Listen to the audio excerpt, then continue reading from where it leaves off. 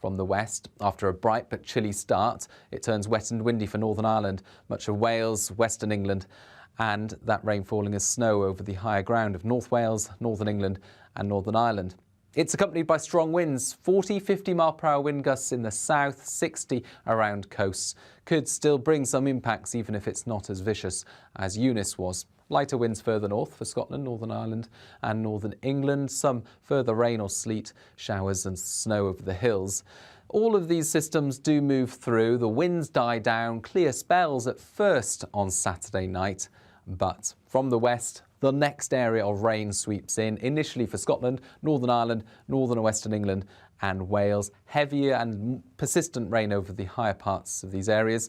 Drier further south and increasingly mild through the night as that cloud and rain moves in and the winds pick up. The winds coming from the southwest, so it's not going to be a cold morning on Sunday, but it will be a dull start. That wind picking up strength through the day. Spells of rain pushing through northern and western England as well as Wales, reaching the southeast by the middle part of the day. Heavy at times. Scotland and Northern Ireland see showers move in towards the end of the afternoon, falling as snow over the hills with hail at lower levels. Some brighter spells in between, but the wind really picks up later Sunday. Risk of gales for Northern Ireland, Northern England and Scotland. Risk of gusts in exposed spots of 70 to 80 miles an hour. So unfortunately, there's further wet and windy weather to come.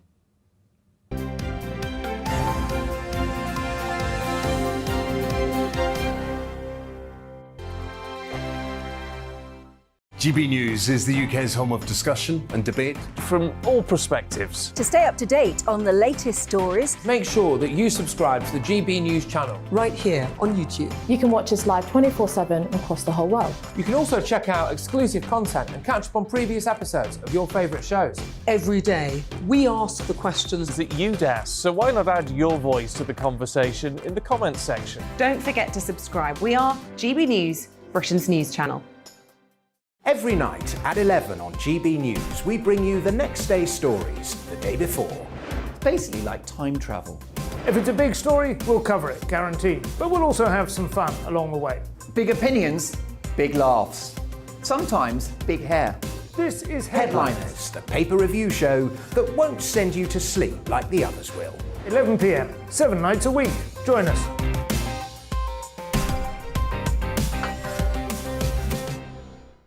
Hello there, I'm Eamon Holmes. And I'm Isabel Webster. And we hope you can join us for Breakfast with Eamon and Isabel. You make me laugh out loud, belly laugh. Is that important first thing in the morning? Yeah, absolutely. And there's me trying to be deadly serious.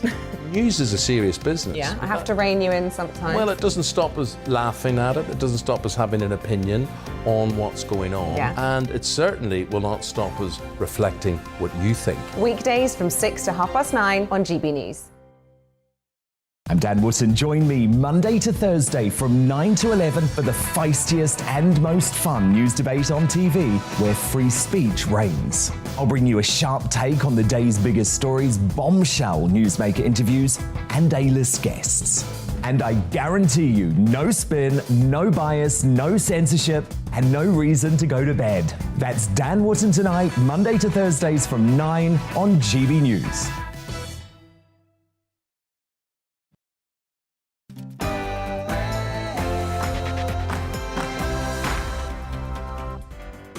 Good morning. It's the Saturday selection here on GB News with Esther McVeigh and Philip Davis. Over the next couple of hours, we'll be taking a look at the biggest stories of the week and a few that might have gone under the radar. Parents, are you happy to give your 5-year-olds the COVID vaccine just as we come out of the pandemic? And the fallout continues with the Prince Andrew affair. And is eating in the new going out? Lockdown may be over, but thousands of us are sharpening our skills in the kitchen rather than dining out. First, though, let's go to the very latest news headlines.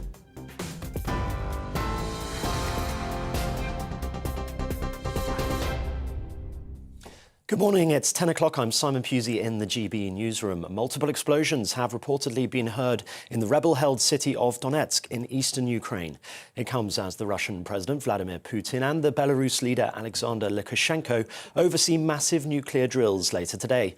The US President Joe Biden says he's convinced Moscow will invade Ukraine, likely to happen in the coming days.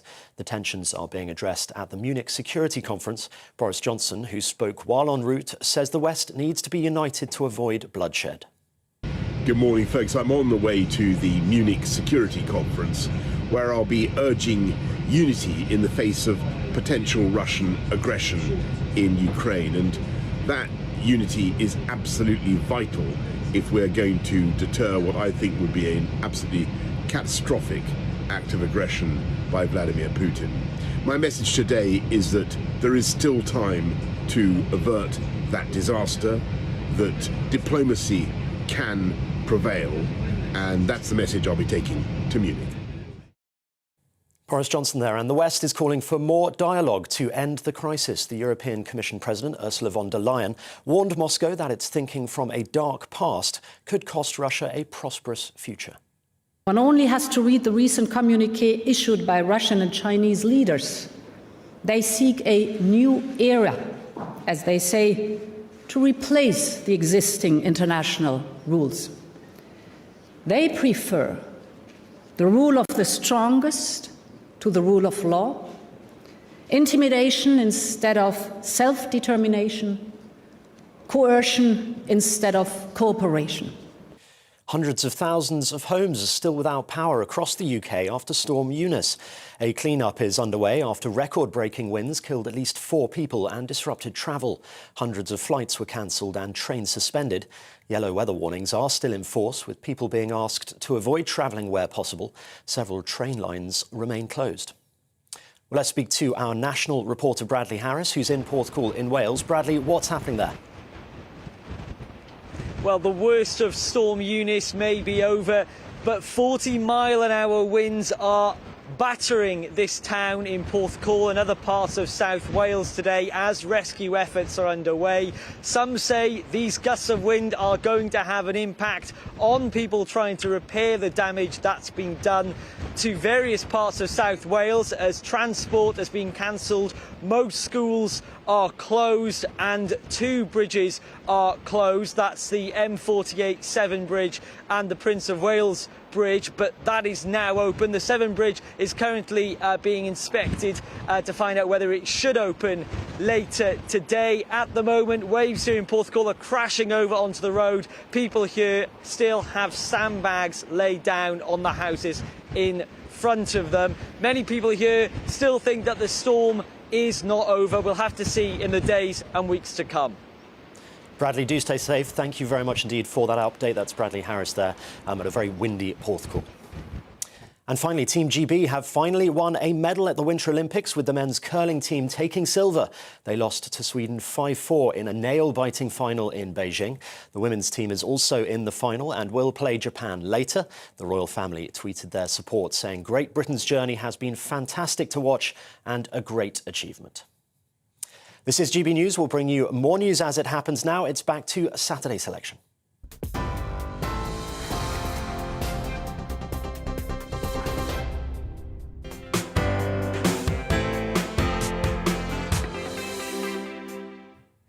Thanks for joining us on the Saturday Selection here on GB News. I'm Esther McVeigh. And I'm Philip Davis. Coming up this hour, we'll look back at another torrid week for the royal family. And as inflation continues to drive prices up, what difference is it making to your family finances? But we start, as we always do, with a pick of the top stories from the last 7 days. And to help us do that this week, we're joined by celebrity chef and top TV and award-winning presenter, Kevin Woodford. Great for you to be with us today. So what's caught your eye? Do you know, it's been a week, hasn't it? I mean, talk about a stormy week for news, you know, from everything from the royal family to the storm yesterday. But there was one particular story that I felt very strongly about, and that was to do with this 15-year-old girl, you know, this Camilla Valeria, who was destined for gold at the Winter Olympics. Skating, I think, is probably one of the most difficult things in the world, right? And I'll tell you why I know that. Because for my sins, I spent 3 months on the very first series of Dancing on Ice on my backside most of the time, right? With Torval and Dean laughing at me. So I know just how difficult dancing on ice is, right? I can let you into a little secret there. I was asked to do dancing on ice, but it was as I was going to stand to be a politician, and I thought to myself, we don't want those shots. We don't want that headline, Esther dancing on thin ice. No, we did not want. So I didn't do it, but you were brave enough to go on there and do it. It's tough, right? No, it is tough. Were you on drugs when you did it? That's the question. Now, have I ever been off them is the other question. No, only kidding. But it's a tough gig, you know. It is a tough gig. I mean, you think of Strictly Come Dancing, where they're dancing, you know, on firm terra firma, but you're on ice. This is a 15-year-old girl, okay? And for me, I think the key issue here is the fact that there is this whole fury about the drug situation. Now put that into context. What happened with this drug thing? This is a 15-year-old kid, right? That's under enough pressure to represent Russia in the Olympics. And the pressure would have been placed upon her. I'm pretty sure about that, because of the coaches there are really, really firm, really tough. So the story was that they tested her in December, and she was tested positive for drugs. The drug that was found in her body was for angina, and it's a drug called trimetazidine, and it's for angina. Now, what that drug does, allegedly, I'm not a doctor, but allegedly what the drug does is it increases the blood flow to the heart. Therefore, it gives the potential for, you know, greater athleticism. But one of the side effects, allegedly, of the drug is dizziness and loss of balance, right? So how does that work? But the thing is, which she showed on her final dance thing. On more than one occasion, right? Yeah. But the thing here is, for me, is the fact that when there were 3 court judges that ruled that she could continue with the Olympics, okay? And the story that was put to them was that the way this drug got into her system was that her grandfather was taking those drugs, and that somehow, unknowingly, those drugs were ingested into her system, you know. So there you've got this 15-year-old kid with all of the pressure that's placed upon it, representing her country, on top of which the world's media investigating her with regards to drugs. No wonder the kid fell apart. But the big sad thing here is the hammering she got after her performance by the coach, which was picked up by the media. Terrible. The IOC president criticised the Thomas Bach, exactly, for the way he treated her after she finished. Absolutely. And what's happening now with her? But it's more than that. It wasn't just how sort of. The coach basically said, "You can't give up fighting. You've got to keep fighting for it." So and by the way, she's got a reputation as being absolutely formidable, and she's found other gold champions and what have you. But I think the bigger concern is, how was this 15-year-old taking illegal substances, and she should be looked at for that as the coach. Not just how she spoke to her afterwards, it's what she was allowing the girl to take. That's what they're doing now. Yeah. Okay, they've actually started an investigation into the coach, the doctor, and other adults around this particular 15-year-old kid. We'll see what happens. But I think it's so sad that a country will allow a 15-year-old kid to go through that whole horrible process. I really do. They should have pulled her at that point then. She should never have gone into the Olympics, in my view. What caught your eye this week? Well, I tell you what caught my eye. It was Nick Clegg now as master of the metaverse. And I love this story because I think this is a chap who's made his career out of saying sorry. You'll remember all those online memes of him saying sorry. And I think he'll continue to do that at Facebook. Not allowed to say Facebook anymore, Meta, because they've gone through scandal after scandal, whether it was whistleblowers talking about the mental health of young children, whether it was the boycott, Stop Hate for Profit, which he kept saying, oh, we need to improve, we'll double our efforts, we'll do more. And then the other thing that people have pointed out, when obviously he was a politician, he said that they were blatantly on the wrong side, the social media and Facebook. He also said the wages of bankers were gratuitously offensive. He's now in that wage bracket. So I'm thinking, has this man got a cunning plan? Is he getting into the inside of Facebook to make it crumble from the inside because he had all these fears about it in the first place? Very much like what he did to the Lib Dem party. He got in, he became the leader in 2 years, and he crumbled it from the inside. It went from 28% and 67 seats down to just 8% and only 8% and just 12 seats. So I think he's got a secret plan there. Clegg is going to crumble Meta, from the inside. But conversely, the difference being, Esther and Phil, is that there's a fiscal element to the role he has at the moment, which perhaps he didn't have previously in his political... Oh, and absolutely, and he's changed his views because of that. It's no longer grossly offensive. No. It's the There's right nothing thing wrong to... with it now, it's great. But it's good that you see politicians, you see there is an afterlife. It doesn't matter if you lose your seat, it doesn't matter if you destroy your party. We think there is a life but I think afterwards. for Philip, it's strictly come dancing next. And in the papers today, it was revealed George Osborne was going to have that job first. Well, talking about very highly paid people, the thing that caught my eye this week was a lady called Lorraine Martins, who is Network Rail's Director of Diversity and Inclusion. Excellent. Who is earning over £160,000 a year.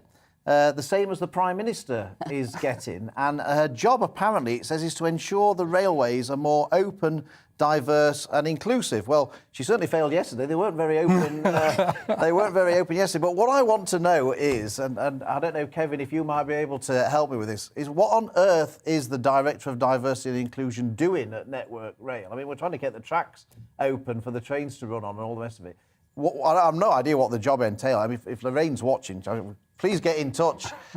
Views at gbnews.uk. We'd love to hear what you actually do. But why does she have to be paid over £160,000 a year? But, you know, diversity and inclusion. We thought yesterday they needed a couple of more, as you say, engineers clearing up the track, as we couldn't get from one side of the country to another. She could have been out clearing up a few branches off the track. That certainly would have been more useful yesterday, I think, than whatever she does as the Director of Diversity and Inclusion. It's the way we're going in the world. Really, we'll have them everywhere, thankfully. Isn't that great? They're going to save us. They really are going to save us. They are the great. But, I mean, on that particular note, I mean, you know, sort of edging on the woke thing, there was a great story in connection with a school in Lancashire. And this is a head teacher that's decided that she wants to save the world and she wants to lead climate change. And what she's doing is she's insisted over a year ago that the school meals now, children don't have meat. It's vegetarian only, right? She failed to actually inform the parents that's what she was doing. She has dropped them a note now. But possibly because in that note, she wanted to let them know that, please, when you're doing the packed lunches for your children, don't put meat in, you know, just vegetarian. I have a problem with that. I'm all for... I mean, I spent a lot of time in education. That's you know, my background was education before I started other stuff, and I was the head of a large department in a college. So I have a passion for education, and I believe that education is the way forward for everybody. But you shouldn't impose one particular view on anybody in life, not at all. But you should educate, and you should. Every child should have a rounded education. They should understand that there is such a thing as vegetarianism, vegan, and the effects of that upon the world, but also upon you as an individual and the pressures that might place upon you. And I think are you a vegetarian? No, I'm a flexitarian. So I have everything. I have a mixture of but you know, I'll do a day of fish. Anything on exactly. Okay, a day of fish, forgotten. a day of meat. I also do vegan because I don't do dairy, so I do vegan rather than vegetarian. But you know, you do have to know, which you will know, being an expert on all things food. I mean, the different amino acids, the different minerals, the different vitamins that you've got to have from a varied diet. Absolutely, and the problem is within the school meals, if the school meals canteen is providing vegetarian food for a child, there is no guarantee whatsoever that they understand the need to make sure that there's not excessive chemicals and all the rest of it in these particular protein substances that they're using. So it's really, really important that they get this right. I just think she's got it completely wrong, you know, and she went further than that, you know. She scrapped this particular head, so it's not just that she's issuing, that she's playing upon. She also scrapped normal play times, and she'd say to the kids, whenever you want to go and have a play, go and have a play, and whenever you want to eat, go and eat. discipline. She's getting rid of discipline. You don't like that? I don't like not. that. You can be excessive with discipline, but at the same time, there has to be sanctions mechanism and there has to be rules within. If Lancashire's going woke, we're all in trouble. We've got big problems. Thank you so much indeed for joining us. From the least disciplined headmistress, see on the front page of the Times, so you've got the strictest headmistress. So we might talk about that a little bit later on. You'll be with us again at 11 o'clock doing the papers. That's Kevin Woodford there. One of the biggest stories of the week was the news that the Joint Committee on Vaccines and Immunisations finally approved the use of the COVID vaccine on healthy primary school children aged between 5 and 11. But with the health benefits to younger children still being hotly debated, would you be happy to give your kids the jab? Let's speak to Molly Kingsley from the child welfare group Us for Them. Molly, what did you make of this week's announcement? Perplexing, I think is the word I'd use. So look, my kids are 5 and 8, so I'm directly impacted by this. They've had all their other, childhood vaccinations. I've never had to think about this before. And I think there are a number of very troubling aspects of this decision. So my kids won't be getting the vaccine. They've both had COVID. And, having poured through the letter of the JCVI advice, I can see no benefit here for children. And actually, if you look at the figures and how they break down by the JCVI's own admission on the basis of the figures in the published document, you would need to vaccinate 2 million healthy children to prevent 1 ICU admission. And that to me just seems absolutely bonkers. It seems particularly bonkers given that we know that, as with all medical interventions, the vaccine carries a small but significant risk of harm. And in some cases, that harm is serious. And I think some estimates put the risk of, in particular, myocarditis, which is the harm that, people are most focused on. It's not the only serious harm, actually, but it is the one that has received most attention. And, the risk of myocarditis, according to conservative MHRA data, is 28 times higher than the number of ICU admissions saved. So just where is the benefit for children here? Why are we doing this? So, Molly, do you disagree with the JCVI's advice that it's safe for children, or do you just think that it may not be particularly unsafe? I know you've just made the point about some of the potential harms from a vaccine, but do you just think it's unnecessary? Yeah, exactly. I mean, look, I'm not a doctor. I am not qualified to say whether this is safe or not. I am obviously someone who has been very intimately involved in watching this roll out. And I would be lying if I said I wasn't concerned at this point. And I know both of you actually have been involved in various letters, haven't you, to JCVI and various other people, I'm sure, at this point, questioning why are we doing this? And in particular, why are we doing it in light of a variant which thankfully is a lot milder? Why are we playing ahead with this? And like you, I don't see the benefit. And for me, actually, I think the biggest point here, actually, just as a parent, is we don't have long-term safety data. And personally, for me, that alone would rule out me giving this to my children, absent a really clear benefit. And actually, remember, this is under emergency use authorization. So I think, I can perceive you might have a situation in a genuine emergency for children where it did make sense to roll out this vaccine. We are not in that situation, and we're not even in this situation for adults. So it's absolutely baffling. And I think one of the things that really, really troubles me about this is it really undermines trust in JCVI and the public health system. And I don't say that lightly because, it's not a comfortable realization to get to, but I think it does, because you read this decision and it won't just be me. It clearly wasn't just me looking at the reaction to this, and parents are just, there's no benefit. It doesn't make sense. Why are we being asked to do this? Molly, I can see that the argument that this is a solution that's looking for a problem. I understand that point, but some parents might say, well, look, I want my children to be vaccinated, and nobody's been forced to have the vaccination. So is it not fine that parents are able to exercise that choice on behalf of their children? You can choose not to give it to your children, but other parents can choose to do so if they want to. Yeah, I mean, look, Philip, I think in a normal world, I would 100% agree with that. I think we are in a very murky world here. We're in a world where it is fair to say that the harms of the vaccine, I think, may have been understated. They may have been kept to a degree out of mainstream media. So I think the first point I would say to that is, do parents, if we are honest about this, have the full suite of information they would need to make that decision for their child? And I would question that.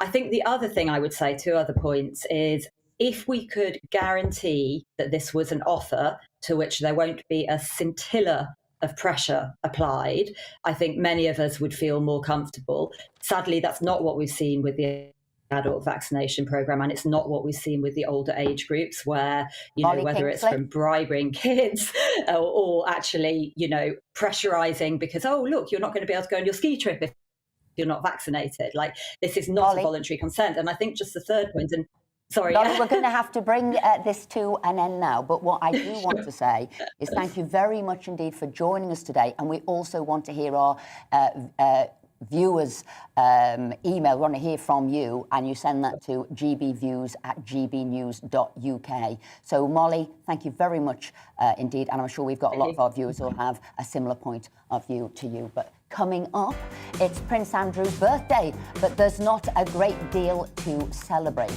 We're joined in the studio by royal biographer Angela Levin. Hello again, a very good morning to you. Certainly a much calmer start to the day compared to yesterday. A chilly start, yes, before more wind and rain sweeps in from the west. Not nearly as stormy as it was as Storm Eunice barreled through southern parts of the country. This little feature, an occluded front coming in with some tightening isobars on it, will bring some lively weather from the west. After a bright but chilly start, it turns wet and windy for Northern Ireland, much of Wales, Western England, and that rain falling as snow over the higher ground of North Wales, Northern England and Northern Ireland. It's accompanied by strong winds, 40, 50 mile/hour wind gusts in the south, 60 around coasts. Could still bring some impacts even if it's not as vicious as Eunice was. Lighter winds further north for Scotland, Northern Ireland and Northern England. Some further rain or sleet, showers and snow over the hills. All of these systems do move through. The winds die down, clear spells at first on Saturday night. But from the west, the next area of rain sweeps in, initially for Scotland, Northern Ireland, Northern and Western England and Wales. Heavier and persistent rain over the higher parts of these areas. Drier further south and increasingly mild through the night as that cloud and rain moves in and the winds pick up. The winds coming from the southwest, so it's not going to be a cold morning on Sunday, but it will be a dull start. That wind picking up strength through the day. Spells of rain pushing through northern and western England as well as Wales, reaching the southeast by the middle part of the day. Heavy at times. Scotland and Northern Ireland see showers move in towards the end of the afternoon, falling as snow over the hills with hail at lower levels. Some brighter spells in between, but the wind really picks up later Sunday. Risk of gales for Northern Ireland, Northern England and Scotland. Risk of gusts in exposed spots of 70 to 80 miles an hour. So unfortunately, there's further wet and windy weather to come.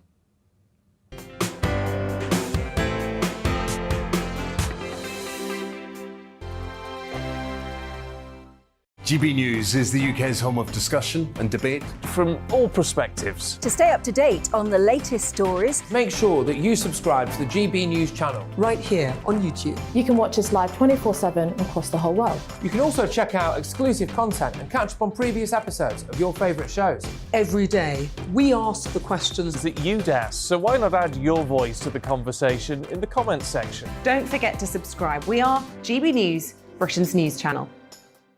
Every night at 11 on GB News, we bring you the next day's stories the day before. Basically like time travel.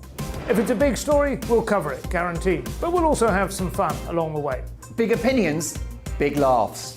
Sometimes big hair. This is Headliners, the paper review show that won't send you to sleep like the others will. 11 p.m, 7 nights a week. Join us.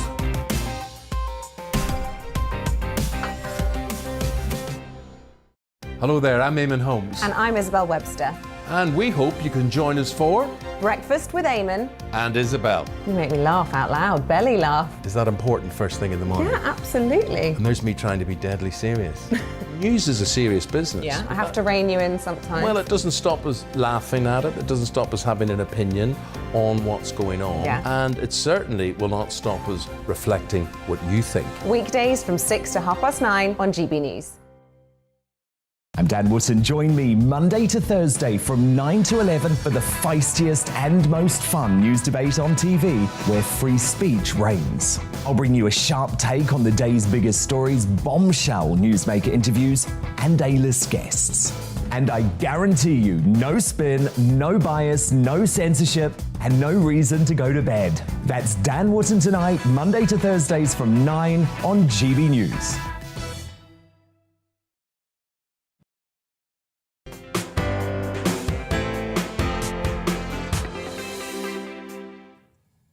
The Duke of York marks his 62nd birthday today, but celebrations are likely to be low-key as councils in York take steps to remove the Duke's freedom of the city. It's already been another traumatic week for the royal family following the out-of-court settlement in a civil case against Prince Andrew, making a return to royal duties almost impossible. We're joined in the studio by royal biographer and journalist Angela Levin, and we can also speak to Darryl Smalley, a Lib Dem councillor and executive member for Culture, Leisure and Communities on York City Council. Darryl, how would you like to change the Duke of York's association with the city? Good morning. I think we'd like to remove it entirely, at least with the current Duke of York, Prince Andrew. I think it's been, as the case developed and as the allegations came out, it's been a constant growing source of, shame for the city, really. Obviously, local government has no powers in these matters, so what we're planning on doing is submitting a motion to council on the 24th of March to get council's consent to do even more lobbying, to remove his title Duke of York, but also then vote to remove that title of honorary freedom of the city, which he was given in 1987. Now, Darryl, obviously Prince Andrew hasn't admitted any guilt. He's not been found guilty of any particular crime. Is it really appropriate to do that for somebody who hasn't actually been found guilty of anything?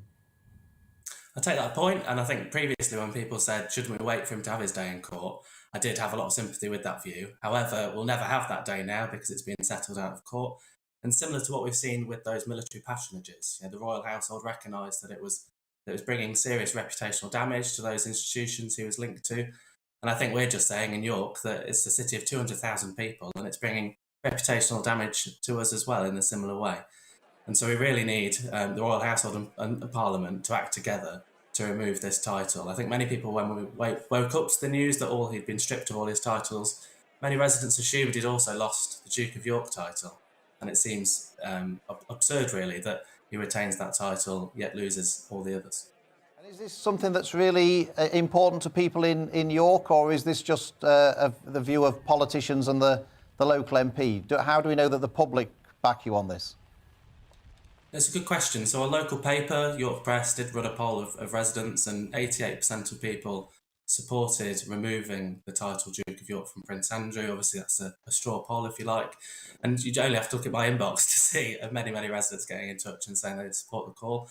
No way am I saying that this is the most important thing residents are discussing in York, from cost of living crisis to energy bills going up, to obviously the concerning reports over in Eastern Europe. I think there's many other things that people are waking up on their Saturday morning, chatting with neighbours about. However, it's right that as local councillors and our MP has acted, it's right that we do make the point across and lobby, like we are doing today, to make sure that we remove the title Duke of York from Prince Andrew. We are proud of our connections with the monarchy in York, and I think it's something that goes back to hundreds of years, and we're very proud to have had and have the Duke of York title and that dukedom. But institutions right across the city are really reflecting now on what that means. So York Racecourse is renaming the Duke of York Stakes to the 1885 Duke of York Stakes to reflect that actually that race was named after Prince George whilst he was Duke of York. So I think we're all doing a bit of digging. It's not just the council lobbying. Councillor Darryl Smalley, thank you very much for joining us this morning. Now, Angela, It seems to get worse and worse. This is the Queen's big year. She's got this hanging over, and whilst York's calling him to lose the sort of Duke of York and also the freedom of the city, there are calls now as well for him to have the removal of the Councillor of State, so he couldn't even stand in for the Queen at all. No royal duties whatsoever. So how is the Queen coping? There's other things going on as well, but how is she coping with this Andrew saga? Well, poor woman. I mean, she's lost a husband of 70 years. And if you look at her closely, you can see that she's aged enormously in this short time. She's obviously heartbroken and her body has sort of shrunk.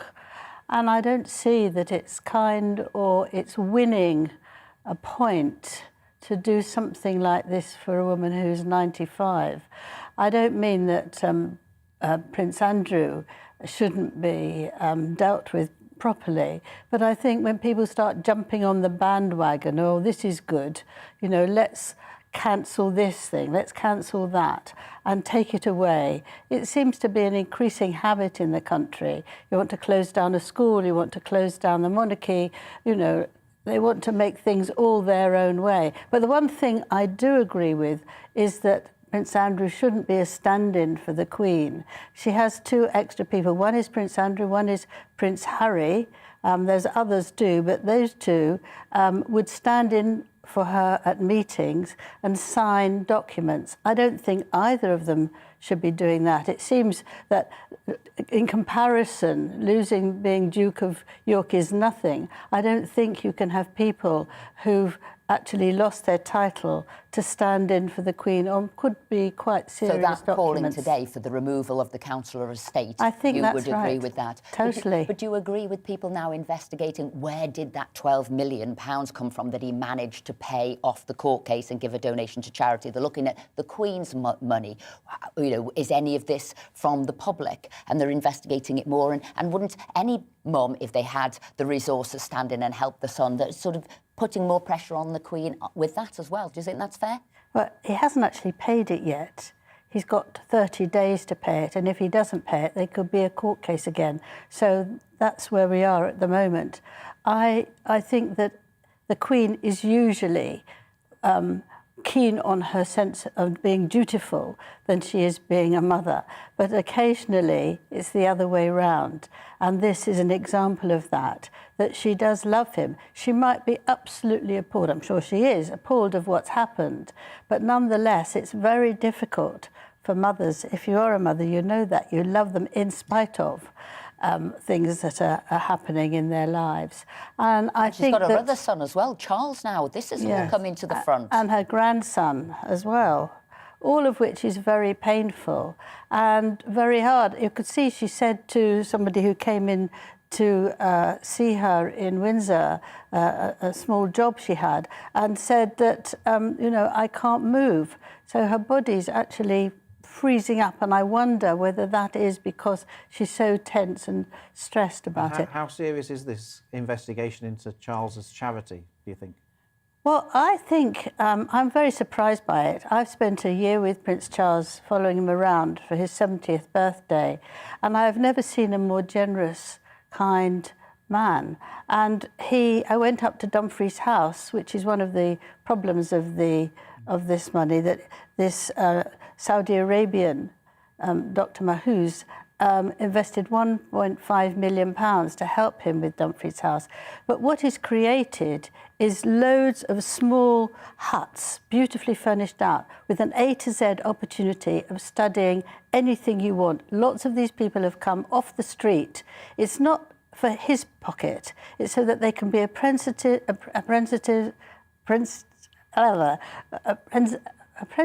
what's it word? Lost my... Apprentices. Apprentices. Oh, apprenticeship. Apprentices. Right. I wasn't sure where you were going there, but never mind. We got there in the end. Yeah. But the issue was, that money wasn't donated for charitable purposes. People are now saying it was a sort of cash for a title, and that's what people are looking into. And his own son, Prince Harry, said when he was dealing with the same Saudi billionaire, oh, I'm moving away from him. It isn't right. It isn't, you know, I'm not going to be entangled with this chap. And that's what his own son said, Prince Harry, in 2015. Frankly, I don't believe anything that Prince Harry is saying at the moment, frankly. This is not the Prince Harry before he left the royal family. This is a Prince Harry who's now totally against the monarchy, wants to destroy it all, and will do anything he can to do so. So I think I put that one to one side for myself. But I think that what he did was create something that is marvellous for the country and for people who are suffering. And I think that if you award them something for that, there's no reason why not. Hundreds of years ago, kings gave people lots of land to build on. And I think that this is a similar, more modern version. Angela, why we love you is because you are so fair. You say it like it is. You know, Andrew shouldn't be able to stand in for the Queen. We should, like, adore the Queen because she's wonderful. And, you know, and people need to look at what Charles is doing. He's doing all the support for apprenticeships and he's doing lots of good charitable things. So hopefully we will speak to you again very soon indeed. Thank you for joining us this morning. Now, did you take up cooking during lockdown? And do you plan to carry on improving your culinary skills, even though cafes and restaurants have fully reopened? Despite the temptation of takeaways, many of us took the opportunity to become better home cooks over the past couple of years. Some of us didn't. Helped by people like our next guest, Sarah Bridge, co-owner of the Wilmslow Kitchen Cookery School. Sarah, thanks for joining us. Have you noticed an increase in the number of people who want to learn to cook? Yes, we're really busy. Most of the classes are full, but in lockdown we did some free classes on Facebook. So we posted the ingredients. People kept up with us as we were doing them. So we kept in touch with our customers while we were locked down. Yeah. And do you welcome people of all abilities, or do you have to have a certain residual ability before you let them loose? Yeah, no, well, we teach them the fundamentals of cookery rather than just a recipe. So recipes are different all over the world, but the fundamentals of cookery remain the same. And when you understand the fundamentals of cookery, it gives you control. So we teach that as well as a lesson. So when people go away, they've not just got that recipe, they've got control and a bit of understanding about other things that they cook. Yeah. Why do you think it's growing in popularity so much? Is it anything to do with lockdown? Is it because of the cost of living? What do you think's behind it all? I mean, people really want to know what's in their food. They want to know. They don't want to be eating additives or too much sugar or too much oil, and they can control that themselves if they know how to do it. So it's a bit like they want to kind of learn how to make their favourite takeaway, but in a really kind of healthy way where they can control the amount of calories that go in it. Sarah, I love the way you said nobody is a lost cause. Well, I'm going to throw Philip in your direction, and you might change your mind. And you might change your mind on that. But what I want to know, obviously, I know you're busy tonight. You're busy all the time, non-stop. But I want to know: is there any funny tales there? Do you get competition and rivalry between all of the people who come and learn to cook with you? Yes, there's a little bit of that goes on, especially when we get corporate events that you can see people trying to put a little bit of chili in somebody else's, then getting them to try it. Or we often have about 12 people on classes, and everybody gets a Post-it note and a Sharpie marker to name everything, because you don't want people getting their things mixed up. They get a bit cranky about other people's DNA in their food. So everything is labelled. And they look at me like I'm a bit mad, but halfway through they're like, oh, I understand now. We don't want any swapping or taking of somebody else. We've had an issue with the focaccia once, so I've learned. Yep. And equally, you trained under the Roux brothers in a Michelin star restaurant. You are yourself a wonderful chef, but you say you teach people the science of food, not just how to cook a recipe as well. Yeah, so it's understanding.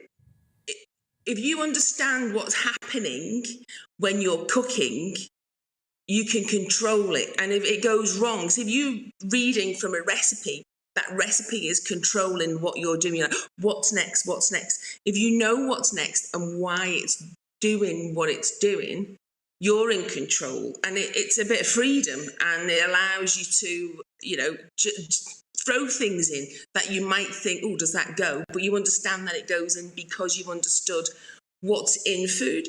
So a little bit of, it's quite basic, the science, but if you fry an onion and it starts to stick in the pan, people use that as a trigger to go, oh, right, everything else needs to go in the pan. But that's a trigger that the sugars are going to burn, and you need to lower it down and take control. But people go, oh, it's burning, throw everything in. Do you understand why it's doing that? Yeah. Right, Sarah of the Wilmslow Cookery School. Philip will now be enrolled. You will have, yes. I don't know, a pupil. I don't know. Could be. I won't be putting my name on my sticker. To be honest, I'll be pretending it's somebody else's. So if you can teach him, you can definitely teach anybody. Thank you so much for joining us. Oh, thanks for having me. Now, coming up, radio royalty. Paul Gambaccini will be telling us what he'd do if he ruled the world. Don't go anywhere.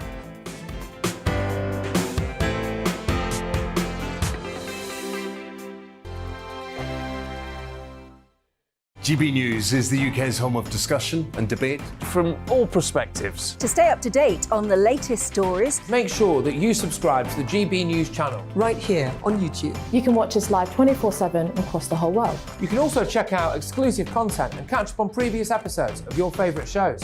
Every day, we ask the questions that you'd ask, so why not add your voice to the conversation in the comments section? Don't forget to subscribe. We are GB News, Britain's news channel. Every night at 11 on GB News, we bring you the next day's stories the day before. Basically like time travel. If it's a big story, we'll cover it, guaranteed. But we'll also have some fun along the way. Big opinions, big laughs. Sometimes big hair. This is Headliners, the paper review show that won't send you to sleep like the others will. 11 p.m, 7 nights a week. Join us.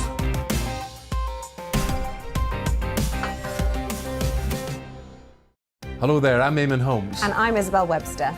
And we hope you can join us for Breakfast with Eamon and Isabel. You make me laugh out loud, belly laugh. Is that important first thing in the morning? Yeah, absolutely. And there's me trying to be deadly serious.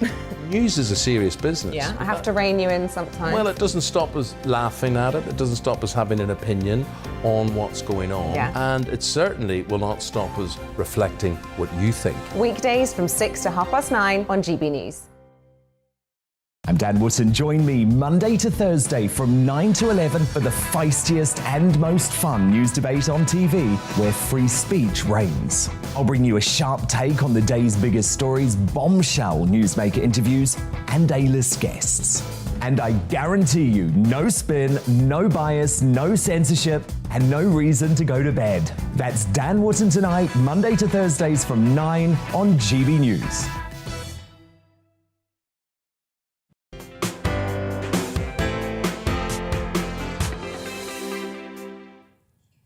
As we do every week here on the Saturday Selection, we like to ask a celebrity guest what they'd do if they had the chance to rule the world. Yes, what law would you change if you were in charge for a day? This week, we're delighted to be joined by the author and radio and television presenter and a man who knows more about music than pretty much anybody on the planet. Paul Gambaccini, hello. Thank you for joining us. So our first question, if you rule the world, what law would you introduce? Well, Esther, first of all, I had to come onto the program because of If I Ruled the World being the title of the slot, because that's the only song recorded by both Harry Seacombe and James Brown. So you've got a real distinction. I did, fortunately, see a reform I wanted introduced by then Home Secretary Theresa May, which was reform of bail legislation.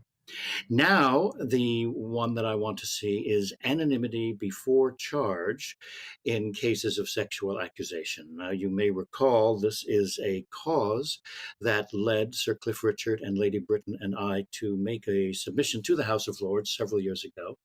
And I can give you an exclusive right now and tell you that Cliff and I will be doing an encore at the House of Lords this summer. In case any of the lords have missed the point. We really do believe that in this era particularly, if someone is simply accused and there is no evidence, there is no charge, they should not be publicized. And that is a reform which has been taken up by an organization called FAIR, Falsely Accused Individuals for Reform. And their eminences will also be going to the House of Lords, including Harvey Procter MP, who was famously traduced in Operation Midland. So that's what I would introduce. Now, I noticed this week, you may have noticed, the Supreme Court supported a ruling against Bloomberg in a financial case. This was not a sexual accusation case. And they ruled that it was correct for a judge to rule against Bloomberg, who had revealed the name of an individual who was being investigated, but not yet charged, of financial crime. The Financial Times editorialized yesterday against this decision, saying that in the case of Cliff, the High Court had ruled for him against the BBC, and that the media now accepted that in cases of sexual accusation, there should be anonymity before charge. But if it's good enough to be unwritten law, it should be good enough to be written law, and that is what we are proposing.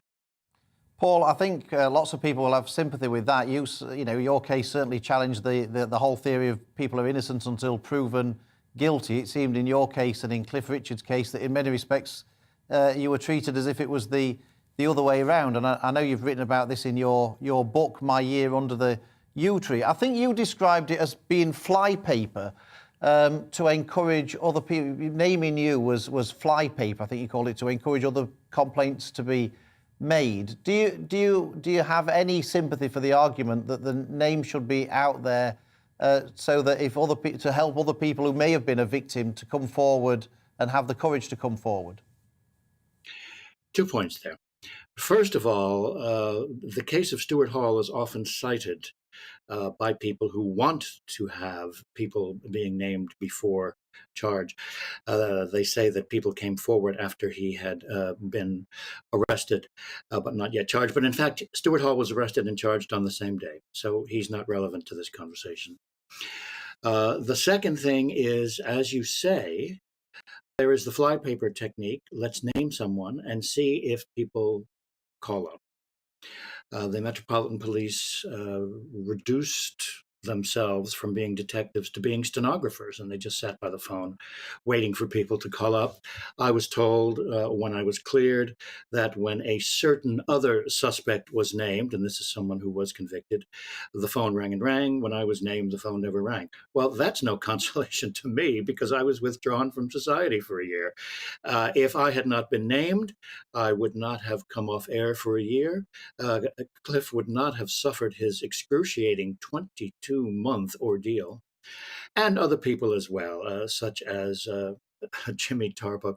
I mean, I could tell you the accusations against all of us were so risible that I'm a good dinner party guest now, actually, because I can tell you. Well, I also know the Supreme Court judge, Adrian Hardiman, said it was a radical undermining of the presumption of innocence what happened to you. But another question I'm going to ask you. You studied at Oxford University politics, philosophy and economics. Now, most people who do study that do end up ruling the world or at least running the country. So I'm wondering, did you ever, you're doing this interview today, but did you ever fancy being a politician or a leader? I did not, because I thought America would not be ready for a gay president. And might be now. Unless with Pete Buttigieg a possibility, you never know. But at the age of 72, I'm not about to give it a run. I'll leave it to the oldsters like Biden and Trump.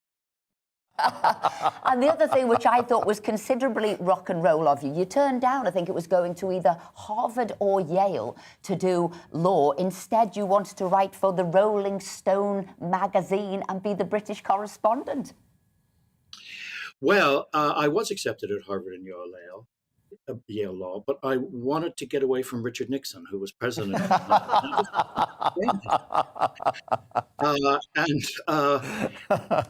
was one of the people who had my fate determined by lottery. You know, Nixon introduced a draft lottery to send people to Vietnam. Now, fortunately, I had a high number, but I thought this is ridiculous. And I was against the Vietnam War. And I couldn't stand the lies that he and his vice president, Spiro Agnew, were telling. Now, of course, both of them eventually had to resign in disgrace. But by then I was over here attending Oxford University and, as you say, writing for Rolling Stone magazine. Yeah, and writing lots of other, I think it's 20 plus books on everything from 80s music to the Eurovision Song Contest to Paul McCartney, Elton John. You've done it all there, but they do call you the Professor of Pop. And I did want to talk about music control and what they did in New Zealand for the to sort of disperse the crowds that they didn't want protesting there. And they were using Barry Manilow and maybe James Blunt. So what would you have done? And can you control people with music? This is a technique, believe it or not, that became famous under the presidential administration of George Herbert Walker Bush, Daddy Bush, to people who can't distinguish the middle initials of the two Bush presidencies. And the United States invaded Panama because General Noriega had taken over, and he was wanted for drug offenses. And so the American Army actually stationed themselves outside the Vatican embassy to which Noriega had fled and played heavy metal at loud volume for 3 days. Guns N' Roses were a favorite, also rock groups such as U2, and I Fought the Law by The Clash was considered a humorous choice. Well, it turns out that the Vatican asked the United States Army to stop. But Noriega did come out, he was arrested. But that got a lot of publicity, and it made some American law enforcement agencies think, gee, what music can we get to just drive people nuts? Noriega had been an opera fan, so heavy metal was anathema to him. Now, recently, you may have noted that in some Black Lives Matter demonstrations, classical music was played to lower the crowd level of temper. And some actual demonstrations were broken up because these people couldn't stand nonstop classical music, and it just drove them away. Now, in the New Zealand episode, they did hope that Barry Manilow would succeed in driving them away, but it didn't. James Blunt offered himself, as you know, as playable. And so what they did was they started playing Baby Shark, which is the most watched video in the history of YouTube, billions of views. But because it's so popular, the crowd just started singing Baby Shark. So I don't know if they're still there in New Zealand or not, but this is a technique which is here to stay, and it just depends if you get the correct repertoire.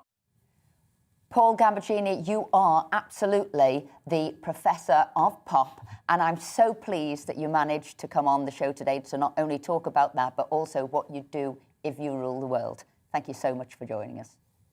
You're welcome. Earlier this week, the latest inflation figures were released, showing prices rose faster in the 12 months to January than at any point in the last 30 years. It was the 13th month in a row inflation has risen. But what does that mean for you and your family's finances? Joining us in the studio is the business commentator and founder of Regionally, Justin Urquhart-Stewart. Justin, what's driving the current rise in prices? I haven't got over Barry Manilow, but I think I'd surrender quite quickly if that started. Yeah, me, heaven's sake. Right, well, the latest figures coming out really are extremely worrying because, I don't know about, you've mentioned this before, but this generation, Generation 4, haven't seen real inflation, double-digit inflation. Now, painful that can be. Go back to mid-70s, we did peak at one point at 25%. So if you were on a fixed income, say a pensioner getting your pension insurance payment every month, and it didn't have any inflation proofing in it, which most of them didn't in those days, you were losing a quarter a quarter and of the value, and you're not going to get that back. So it really erodes wealth very quickly indeed. Now, the trouble is, some people quite like it. So, for instance, if you've got an awful lot of debt, it also erodes the debt. So governments quite like it too, on the basis you can sort of quietly get rid of your debt over time. But it is a very dangerous item to have in the economy and very difficult to shake off, because it's all very well oil prices going up once and 12 months later they haven't gone up again, so hopefully that drops out of the calculation. But if it starts getting into pay levels and things like that, and then you start embedding this, and we're seeing that happening now with all the price rises this week. We saw, whether it's Kit Kats or various other domestic elements, items going up significantly in price. Everybody's going to be pumping their prices up now because they don't want to be alone. Yeah. So what should the Chancellor do about it? What can the Chancellor do about it? There's only a relatively limited amount to do. In the old days, you'd say, I'll put up interest rates. But of course, the Bank of England is supposed to be sort of independent, not completely independent. So you put up interest rates, and they've started to do that.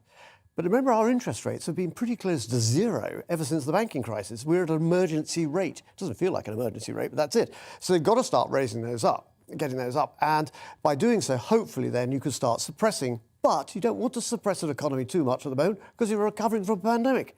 So it's very difficult indeed. Some of this will wash through. So in a year's time, you'll find inflation will start flattening out a bit. But the Bank of England hasn't been a very good leader on this. They've been rather sort of behind on it.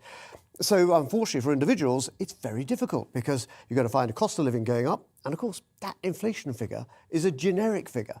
Now, older people's inflation is generally higher, actually, because of all the sort of drugs and other medical items you've got to have. The younger you are, actually, your inflation is obviously reasonably cheap in comparison. So there's no one measure which is perfect for everybody. So what people have to start trying to do is trying to make sure that they build up assets over the longer term in things that give you a positive return despite inflation. And that probably means things like stocks and shares. Yeah, it's interesting you said there about the Bank of England, because we'll remember that front page, the plank of England, when he said nobody should have a pay rise, and then people are going to need a pay rise to be able to afford energy prices, food prices, everything else going up, mortgage rates going up as well. Yeah. So how is this going to unfold? How long is this going to take? I mean, I know it's difficult to predict, but what would you say? Well, you're going to see this coming year, we called before, I think a couple of weekends ago, the year of the squeeze. The consumer, remember, which is the primary driver of the UK economy and the US economy, is going to feel really very tightened in their purse strings, because we've got national insurance, we've got other tax rises coming through, basic commodity prices going up. And actually, it's often quite hidden, but some of the sort of low-cost items of pasta and those sort of things going up a lot. So give it a year and it'll start getting a little bit better. But it's going to actually make sure, though, the interest rates go up too much, then you'll stop the economy. So it's a careful balancing act. But in a year's time, it should start to look a bit better. Year's time, start to look a little bit better. Justin Urquhart, Stewart, thank you so much for coming in and seeing us. Thank you.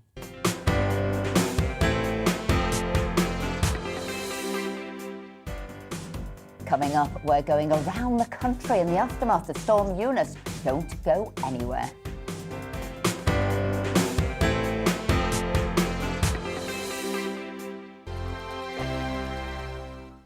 GB News is the UK's home of discussion and debate from all perspectives. To stay up to date on the latest stories, make sure that you subscribe to the GB News channel right here on YouTube. You can watch us live 24/7 across the whole world. You can also check out exclusive content and catch up on previous episodes of your favourite shows. Every day, we ask the questions that you'd ask, so why not add your voice to the conversation in the comments section? Don't forget to subscribe. We are GB News, Britain's news channel.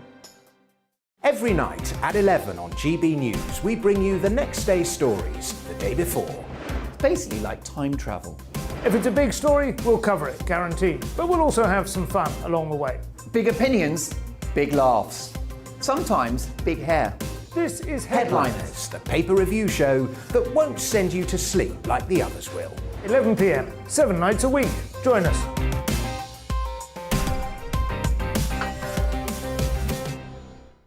Hello there, I'm Eamon Holmes. And I'm Isabel Webster. And we hope you can join us for Breakfast with Eamon and Isabel. You make me laugh out loud, belly laugh. Is that important first thing in the morning? Yeah, absolutely. And there's me trying to be deadly serious. News is a serious business. Yeah, I have to rein you in sometimes. Well, it doesn't stop us laughing at it. It doesn't stop us having an opinion on what's going on. Yeah. And it certainly will not stop us reflecting what you think. Weekdays from 6 to 9:30 on GB News. I'm Dan Wootton. Join me Monday to Thursday from 9 to 11 for the feistiest and most fun news debate on TV, where free speech reigns. I'll bring you a sharp take on the day's biggest stories, bombshell newsmaker interviews, and A-list guests. And I guarantee you, no spin, no bias, no censorship, and no reason to go to bed. That's Dan Wootton tonight, Monday to Thursdays from 9 on GB News.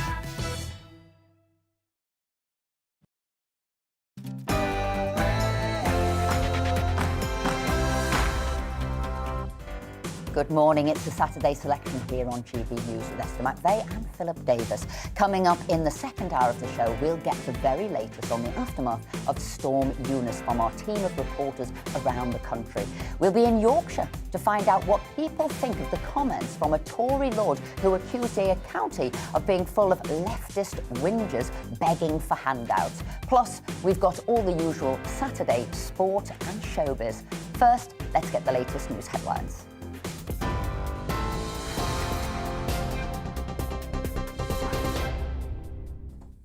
Good morning, it's 11 o'clock. I'm Simon Pusey in the GB newsroom. Multiple explosions have reportedly been heard in the rebel-held city of Donetsk in eastern Ukraine. It comes as the Russian President Vladimir Putin and Belarusian leader Alexander Lukashenko oversee massive nuclear drills today. The US President Joe Biden says he's convinced Moscow will invade Ukraine, likely to happen in the coming days. The tensions are being addressed at the Munich Security Conference. Boris Johnson, who spoke while en route, says the West needs to be united to avoid bloodshed. Good morning, folks. I'm on the way to the Munich Security Conference, where I'll be urging unity in the face of potential Russian aggression in Ukraine. And that unity is absolutely vital if we're going to deter what I think would be an absolutely catastrophic act of aggression by Vladimir Putin. My message today is that there is still time to avert that disaster, that diplomacy can prevail. Well, the US Vice President Kamala Harris has told the Munich Security Conference that Russia will suffer unprecedented economic costs if it does invade Ukraine. Today, as we are all well aware, the foundation of European security is under direct threat in Ukraine. Let us remember, from the wreckage of 2 world wars, a consensus emerged in Europe and the United States. A consensus in favor of order, not chaos. Security, not conflict. Well, earlier, the European Commission President Ursula von der Leyen warned Moscow that its thinking from a dark past could cost Russia a prosperous future. One only has to read the recent communiqué issued by Russian and Chinese leaders. They seek a new era, as they say, to replace the existing international rules. They prefer the rule of the strongest to the rule of law, intimidation instead of self-determination, coercion instead of cooperation. Hundreds of thousands of homes are still without power across the UK after Storm Eunice hit. A clean-up is underway after record-breaking winds killed at least 4 people. Hundreds of flights were cancelled and trains suspended. There are still disruptions today, with people being asked to avoid travel where possible. Several train lines remain closed. Meteorologist John Hammond says yellow weather warnings are still in force. The very worst is over. We're not going to see gusts as high as we saw yesterday, but we're in for a rough ride over the next few days, that is for sure. What we really want, of course, is prolonged calm weather, but that's not really what we're going to get. We are going to see some rain pushing in from the west through today, but the winds, probably more importantly, are going to pick up yet again. Downing Street says the Prime Minister has handed in his Met Police questionnaire regarding allegations of parties held in Downing Street during lockdown. Operation Hillman is looking into whether COVID restrictions were broken at number 10 and across Whitehall over the last 2 years. The NHS is to stop taking cash from the gambling industry for the treatment of people suffering addiction. NHS England says the decision has been heavily influenced by patients who are uncomfortable about using services paid for by the industry, a view that has also been echoed by medics. Over 100 people have been arrested in the Canadian capital after 3 weeks of protests against the country's COVID restrictions. Police removed lorry drivers who had brought the city of Ottawa to a standstill. Those arrested had been detained on mischief charges and nearly 24 vehicles had been towed, including those blocking one of the city's major roads.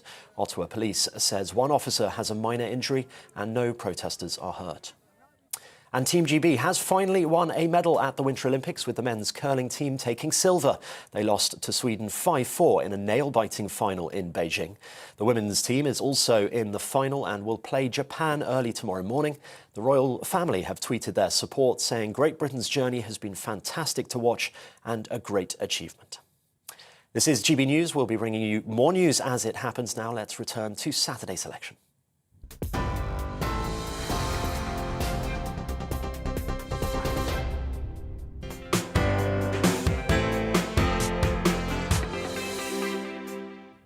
Thanks for joining us on the Saturday Selection here on GB News. I'm Esther McVeigh. And I'm Philip Davis. Shortly, we'll be going around the country as the clean-up begins following Storm Eunice. But before that, we're rejoined in the studio by celebrity chef and TV presenter Kevin Woodford to take a closer look at some of the stories in this morning's paper. Come on, Kev. OK, well, you know what you're trying to do when things are tough? You try to find something a bit light. Yes. Put a bit of light. We all need that. I just think we do. And there was one, well, there's a couple of stories, actually. Yeah. We're talking about the weather and the storm. We've just got to turn your mic on. So we're going to give our stories now, and then we'll get you sorted. So, Philip, what did you see in the papers there? Well, one story that caught my eye was about page 28 of the Daily Mail, which is, the headline is "Terrorist is back in jail for failing a lie detector test." And these are new powers that have been introduced, which allow terrorists to be, they go through a lie detector test, and if they fail the lie detector test, they get sent back to prison. It's also been used on sex offenders for many years. But the reason it caught my eye is that, if you recall, Jeremy Kyle, rather unfairly, in my opinion, got into terrible trouble with ITV and the Jeremy Kyle show because of the reliance on lie detector tests. That's right. Now, that was for an entertainment show, and basically, you know, he got taken off air in effect because career finished. Yeah, because they were relying on lie detectors. And here we have actual real people being sent to prison on the back of a not good enough for ITV, but good enough for the court system. It just made me intrigued as to whether or not that was a reasonable thing. I mean, I'm a hardliner on all this thing, so it doesn't really bother me. Would you take a lie detector test, Kevin? Well, the question is, why would I need to? Unless you know something I don't know. No, I haven't been speaking to my wife either. Would I? No, I don't think that I would, to be honest. It's a strange whole thing. What if you're naturally nervous? What if you panic and your heart rate goes up just because you're being asked questions? What if you've got angina? No, I wouldn't. Well, I really wouldn't. No, these people have been I'd throw that out there. Simply on the back of a lie detector. When I get you on the lie detector test later. My word. I will be nervous then, Kevin, I can tell you. So I'm switched on. Yeah. Right, okay. It's always good to be switched on, right? Turned on, switched on. Yeah, exactly. Tuned in. Allegedly. We'll leave it there. Okay, please, probably wise. We're talking about the weather and the storms and all the rest of it, and put a bit of lightness into this whole thing. I was fascinated yesterday because there's this horrific storm and everything's blowing all over the place, and you can't do anything. You can't take the dog out for a walk in case something falls on you. So sat at home watching GB News, obviously, and every now and again you flick to something different. There's a little channel, right, which is called Big Jet TV. And it's like just one guy with a camera. And he's got the camera positioned at the perimeter of Heathrow Airport. He got 200,000 concurrent views of planes landing. But the bit I look, and these things are going all over the job. They have 3 attempts to land, and if they can't land on the 3rd attempt, they have to abort. They have to go somewhere else.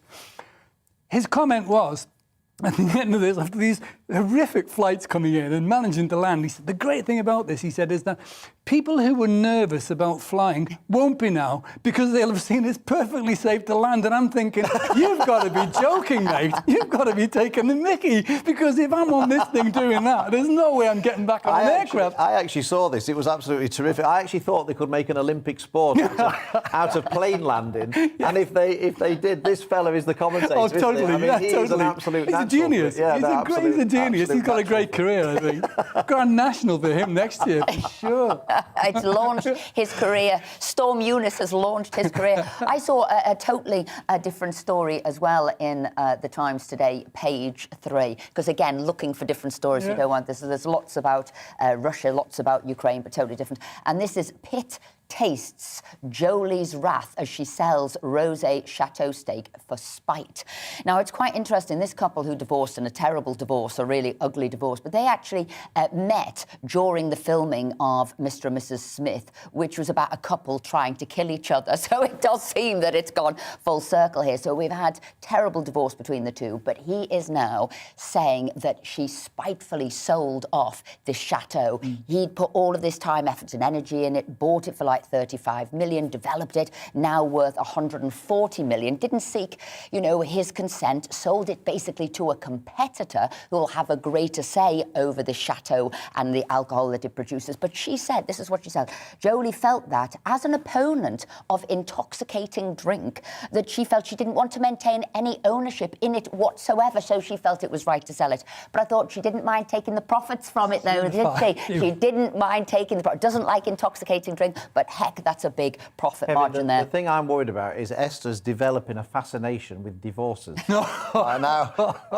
I'm not going anywhere, by the way. I'm not moving out. Well, to be fair, Philip, you don't have the equivalent of 200 million to pay me off, That is true. But there are I'm hoping you might have that for me to pay me off. Then. And talking of expensive splits, we've got Phil Collins here, so obviously I am getting intrigued in all of these divorces here. And that one, and then you've got the Lisa Minnelli, David Guest, that was another bad divorce. Amber Heard here, and also Paul McCartney, where he divorced Heather Mills, reportedly claiming her behaviour had been unreasonable, but she still got 24.5 million payoff. So there you go. If you're interested in divorces, page 3 of the Times.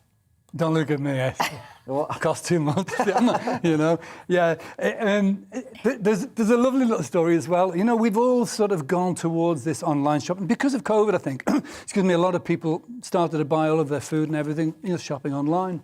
And it's very successful. A lot of people do it. We do it at home. But I think because it's become the norm, then perhaps there's not quite sort of the concentration happening within the management of this particular field. For example, a recent survey identified the following. In certain online shops that, delivered when the delivery arrived, one particular guy, he ordered duck pate and he got duck tape. Useful. This other one ordered a sponge scourers. You know the scourers? You'll do this at home, Philip, no doubt, when you're washing the pans. Sponge cake arrived. Cadbury cream egg, couldn't get that, so they sent hen's eggs as a substitute. But the best one was that this particular guy or woman ordered sausage rolls. They were out of sausage rolls, so they supplied toilet rolls. Always useful, though. Oh, great Always on Saturday useful. night when you're watching the football. A nice warm sausage roll or a toilet roll. What would you prefer? I know what I'd prefer. Now, you say you were all sort of shopping online, but don't you remember, during lockdown, it was probably the only bit of outside activity we got. Everybody was back enjoying a good day shopping at the local supermarket because it's all you could do. How interesting those aisles became. They did, didn't they? I feel a bit nervous though when I get sent with my shopping list because sometimes I might not have been as bad as that, but I'm sure sometimes I come back nervous thinking, have I got the right thing here? Really? Yeah, so I have a bit of sympathy with the person who was doing it. The other story Turning me into a right ogre. I know. People need to know. People need to know. I've lived quietly with this for so long. But we found out you can't cook, so it's good that you can actually do the show. No, he can't. So we've got to get him. Thank you, Kevin. You were like, couldn't believe that. So that's why he does the shopping, because it's the only thing that he can usefully do. She's really good at turning the tables. Like. We know that. I can see it. Anyway, page 6 of the Daily Mail, I caught my eye. It's an all-female shortlist for the replacement of Andrew Marr on his Sunday morning programme. Now, the bit that worried me about this, I mean, the people in the running include Sophie Rayworth, Laura Kuenssberg, Michelle Hussain, all of whom are very capable people and may well get the job on merit. But it said in the article, it said, insiders said at the outset they expected a female presenter, given that the role was held by Sir David Frost before Ma. Now, this is the kind of political correctness that really winds me up. You know, surely we just want the best person for the job. And look, it may well have been one of these women who are in line for the job. That, you know, I don't suppose that people like Laura Kuenssberg need any positive discrimination to help them. They're talented enough in their own right. So why do we need to have this kind of thing where, you know, at the outset we say we're gonna have a woman? You know, look, let's just pick the best person for the job. It may well be that it was going to be a woman anyway, but it really gets on my nerves. No, I completely agree with you, Phil. I think you know, we've gone far too far down that particular road, and I just think, you know, the criteria should always be whoever's going to sit in that chair, are they the best person for that particular role? You know. And there's some really, really good female presenters. Do you know, I feel I've got to take a photo here for posterity here. Two guys talking about whether women can have this role. So I'm going to just quickly take a photo to say, won't believe what these two... It was like being a fly in a bar listening to two men as they're stopping over their pint there. But the caveat being, I think Kuenssberg's fantastic, Sophie Rhodes, they're all great. They're all great. Any one of those would do the job really well. Well, I think, listen, we've had a laugh this morning. I do hope, Kevin... Yeah, we need it. Kevin, I do hope you come back and join us again to do the papers again. My pleasure. Thank you very much indeed. Now, whilst Number 10 continues to fill out forms at the request of the Metropolitan Police, some MPs are still trying to get new laws passed through Parliament in the form of a private member's bill. Joining us this week is Tory MP Peter Bone, who is a veteran of the private members' bills and has various bills in progress at the moment. Peter, we know protecting children from human trafficking and increasing sentences for certain offenders are just a couple of the areas you'd like to see a change in the law. So coming up... Well, good morning. Good morning, Esther Phillip. You're absolutely right. We've been battling against human trafficking now for many, many years. When I first got elected, human trafficking wasn't even recognised as a crime, and it took a lot of effort by MPs on the all-party group against human trafficking to get Labour to recognise it. And then when we had David Cameron and then Theresa May, they moved the process forward. But the private members' bill route is a way of getting issues raised on trafficking and getting action taken. And I noticed one of the bills that I'm proposing this year about protecting child victims of human trafficking, I tried in 2015, and one of the co-signatories to that bill was Mr. Philip Davis. And I think you know, the people on the left hate the fact that people from the right care about these issues and have actually achieved more than all the left talk over years and years.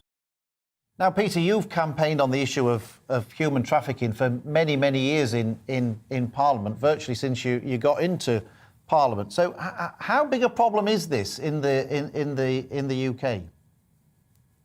It's huge. I mean, while across the world there are more people in slavery today than when William Wilberforce was alive, the estimate at the moment is there's around 100,000 victims of human trafficking in the UK every year. Of about a tenth of that, say 10,000, are rescued and looked after very well by the British government.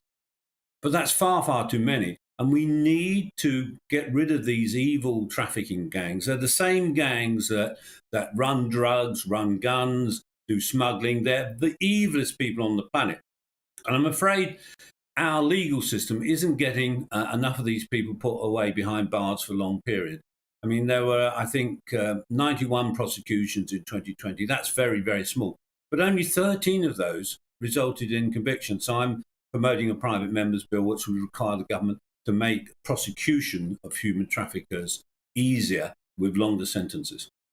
Peter, can I ask you, what sort of trafficking are we talking about here? Is it sex sort of trafficking or is it workers trafficking? It's both. When trafficking first came to the forefront, it was sexual trafficking. And for instance, you might have some girls in Hungary who were promised a job in London. They're brought into the country legally, but then they are forced into prostitution. They're locked in a terraced house with the locks are on the outside of the room, so they are effectively repeatedly raped. It is an evil crime, and some of these women and girls, of course, are not even 18 years old. It is an absolutely appalling situation, and we've done very, very well in this country. We've led Europe in the prosecution and rescue of these victims, but it still goes on because we're not breaking these gangs up as well as we could do, and it's a stain on the whole of Europe that we can't do more to stop the traffickers. Peter Bone, MP for Wellingborough, thank you so much for joining us. We wish you all the luck in the world with your private members bill. And I'm a bit perturbed, Peter, that Esther described you as a veteran of these things. And as I entered Parliament on the same day as you, I found that rather disconcerting. So I'm going to try and remove the term veteran from you, because it might apply to me if we're not careful. So, but the very best of luck with your private members bill. We wish it fair wind. Thank you. Influential backbencher. You see what I mean? Veteran, influential backbencher, whatever you want. Yeah, I mean veteran. I mean, I think that's, you know, I'd be insulted if somebody called me. Oh, that means a distinguished backbencher. Okay. That's what it means. Oh, we've got some of your views from various topics that we've been speaking about this morning. Philip, what have you got there? Well, there's one here about Prince Andrew, which says, I find it unbelievable the public could care less about Prince Andrew being associated with the town of York. This man is being totally torn to shreds by the media. He has not been found guilty in court, so innocent till proven guilty. I believe his arrogant manner over the years has a lot to do with reactions. That's from Carlisle. And you asked that question, didn't you? Is this something that politicians and the media are talking about, or what do the people of York think about when you were speaking to the councillor earlier as they were wanting to remove that title for him? I've got Rosamond Shepherd on the COVID-19 vaccines. We're talking a little bit earlier about children 5 to 11, getting them, and what did parents think? Well, Rosamond said the vaccine is ineffective as it does not stop people catching the virus and does not stop them being able to pass it on to others. There is a risk of harm without any real benefit. And Paul Langridge on cash donations says all massive donations from multimillionaires should absolutely be stopped everywhere. People who give these donations without a shadow of a doubt want something in return. So, thank you for your views. Keep them coming in. Coming up, we'll be speaking to our reporters to find out the latest on the clear-up efforts after Storm Eunice. But first, the weather, wherever you are. Hello again. A very good morning to you. Certainly a much calmer start to the day compared to yesterday. A chilly start, yes, before more wind and rain sweeps in from the west. Not nearly as stormy as it was as Storm Eunice barreled through southern parts of the country. This little feature, an occluded front coming in with some tightening isobars on it, will bring some lively weather from the west. After a bright but chilly start, it turns wet and windy for Northern Ireland, much of Wales, Western England, and that rain falling as snow over the higher ground of North Wales, Northern England and Northern Ireland. It's accompanied by strong winds, 40, 50 mile/hour wind gusts in the south, 60 around coasts.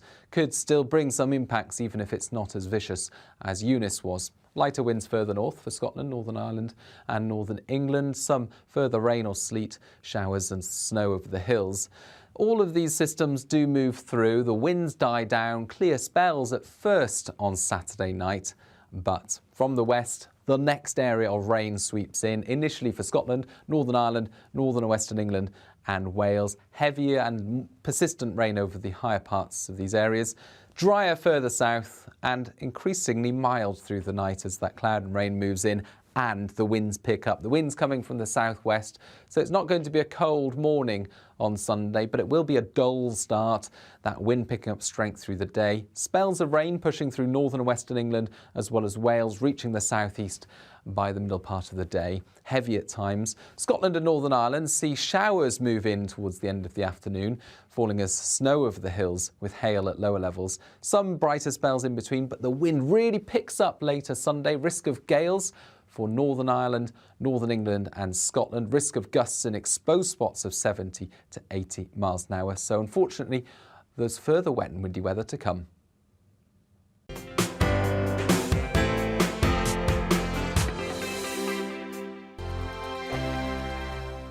GB News is the UK's home of discussion and debate.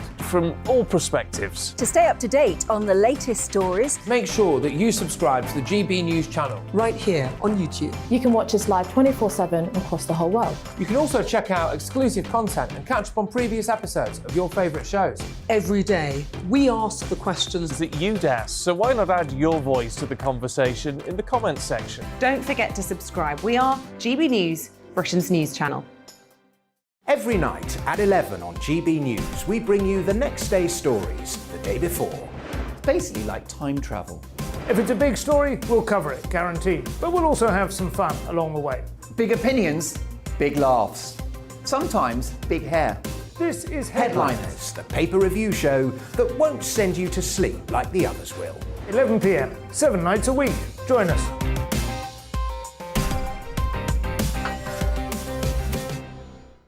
Hello there, I'm Eamon Holmes. And I'm Isabel Webster. And we hope you can join us for Breakfast with Eamon and Isabel. You make me laugh out loud, belly laugh. Is that important first thing in the morning? Yeah, absolutely. And there's me trying to be deadly serious. News is a serious business. Yeah, I have to rein you in sometimes. Well, it doesn't stop us laughing at it. It doesn't stop us having an opinion on what's going on. Yeah. And it certainly will not stop us reflecting what you think. Weekdays from 6 to 9:30 on GB News. I'm Dan Wootton. Join me Monday to Thursday from 9 to 11 for the feistiest and most fun news debate on TV, where free speech reigns. I'll bring you a sharp take on the day's biggest stories, bombshell newsmaker interviews, and A-list guests. And I guarantee you, no spin, no bias, no censorship, and no reason to go to bed. That's Dan Wootton tonight, Monday to Thursdays from 9 on GB News. My name's Tom Harwood, and every weekday we bring you The Briefing live from 9:30 a.m. The stories, analysis, and live debate that you need to hear. Quite right, Tom, of course. Was this something that had been considered at all? Difficult to answer. Gas-guzzling helicopters circling. Noise is being made here. Joe Biden walking out. Thank you very much for joining us. Don't miss it. The Briefing with me, Tom Harwood, Monday to Friday, 9:30 a.m. on GB News. Join me, Gloria De Piero, Monday to Thursday at noon for The Briefing. We go to the parts of Parliament that you won't see elsewhere. Plus, there's exclusive interviews with MPs from all parties. But quite often, they paper over the real truth. Why does a working class lad like you join the Tories? That's a good question. Don't miss it, Monday to Thursdays at noon on GB News.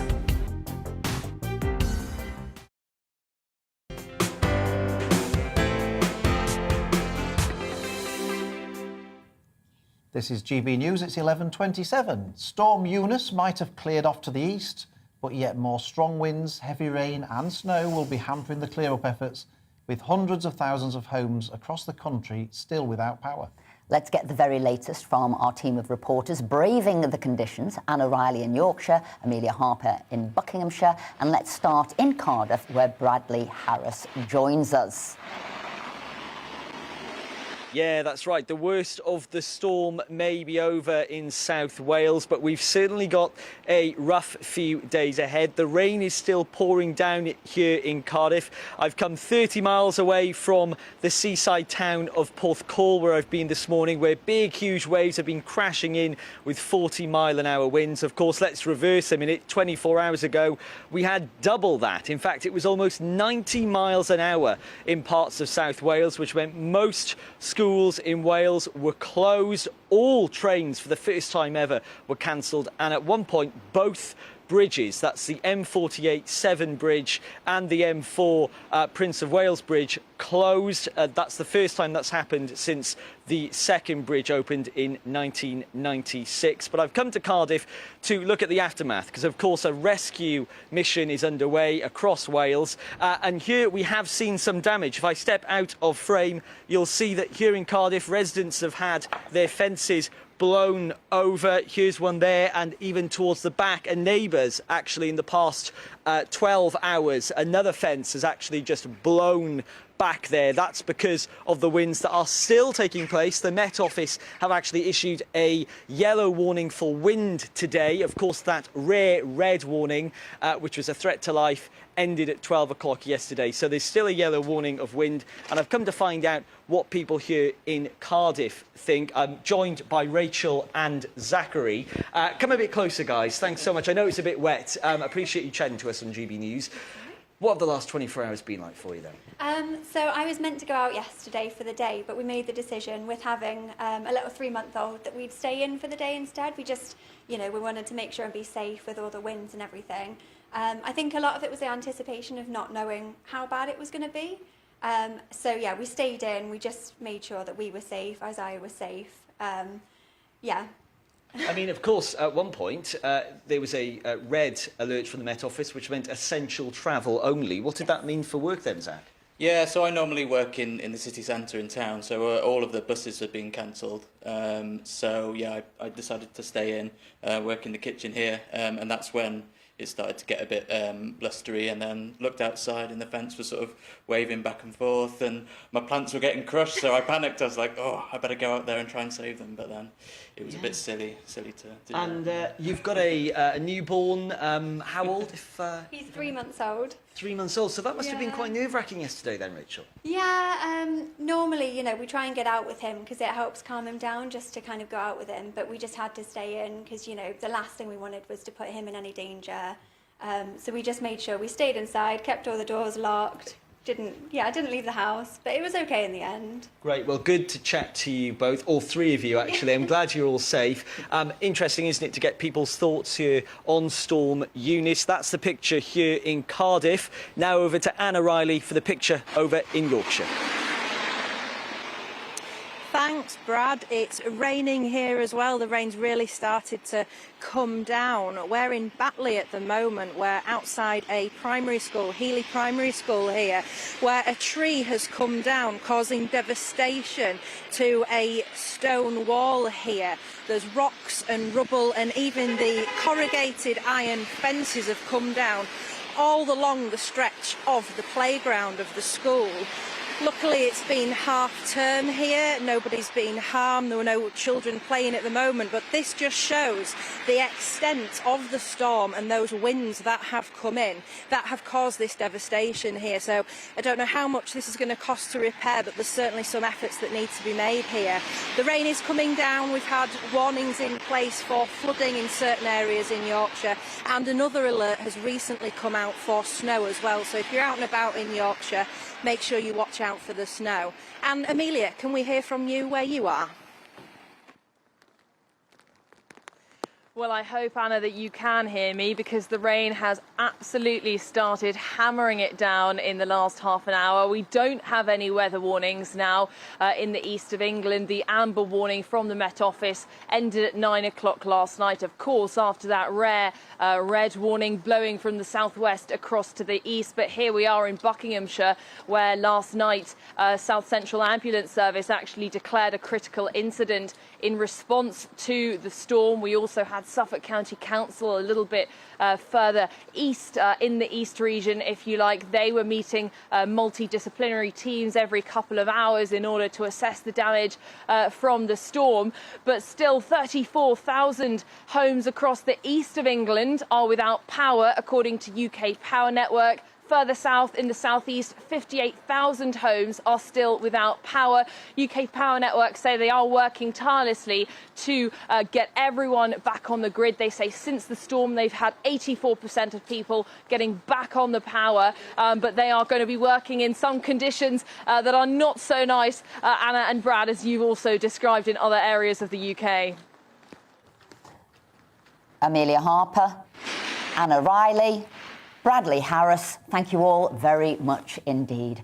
Now, still to come on Saturday Selection, we'll be taking a look at all the weekend sport. But first, here's the news headlines.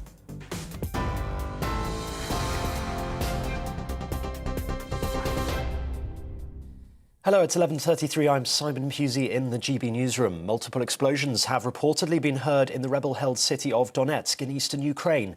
It comes as the Russian President Vladimir Putin and the Belarus leader Alexander Lukashenko oversee massive nuclear drills today. The US President Joe Biden says he's convinced Moscow will invade Ukraine, likely to happen in the coming days. The tensions are being addressed at the Munich Security Conference. Boris Johnson says the West needs to be united to avoid bloodshed. The Met Office has issued a new yellow warning for heavy snow, which could cause more travel disruption in Yorkshire and Lancashire today. Hundreds of thousands of homes are still without power after Storm Eunice hit the UK. Record-breaking winds killed at least 4 people, damaged buildings and brought down trees, blocking routes across the rail network. Downing Street says the Prime Minister has handed in his Met Police questionnaire as part of an investigation into allegations of parties held during lockdown. Operation Hillman is looking into whether COVID restrictions were broken at Number 10 and across Whitehall over the last 2 years. And Team GB has finally won a medal at the Winter Olympics, with the men's curling team taking silver. They lost to Sweden 5-4 in a nail-biting final in Beijing. The women's team is also in the final and will play Japan early tomorrow morning. The royal family tweeted their support, saying Great Britain's journey has been fantastic to watch and a great achievement. TV, online and DAB+ radio, this is GB News. Now it's back to Saturday Selection.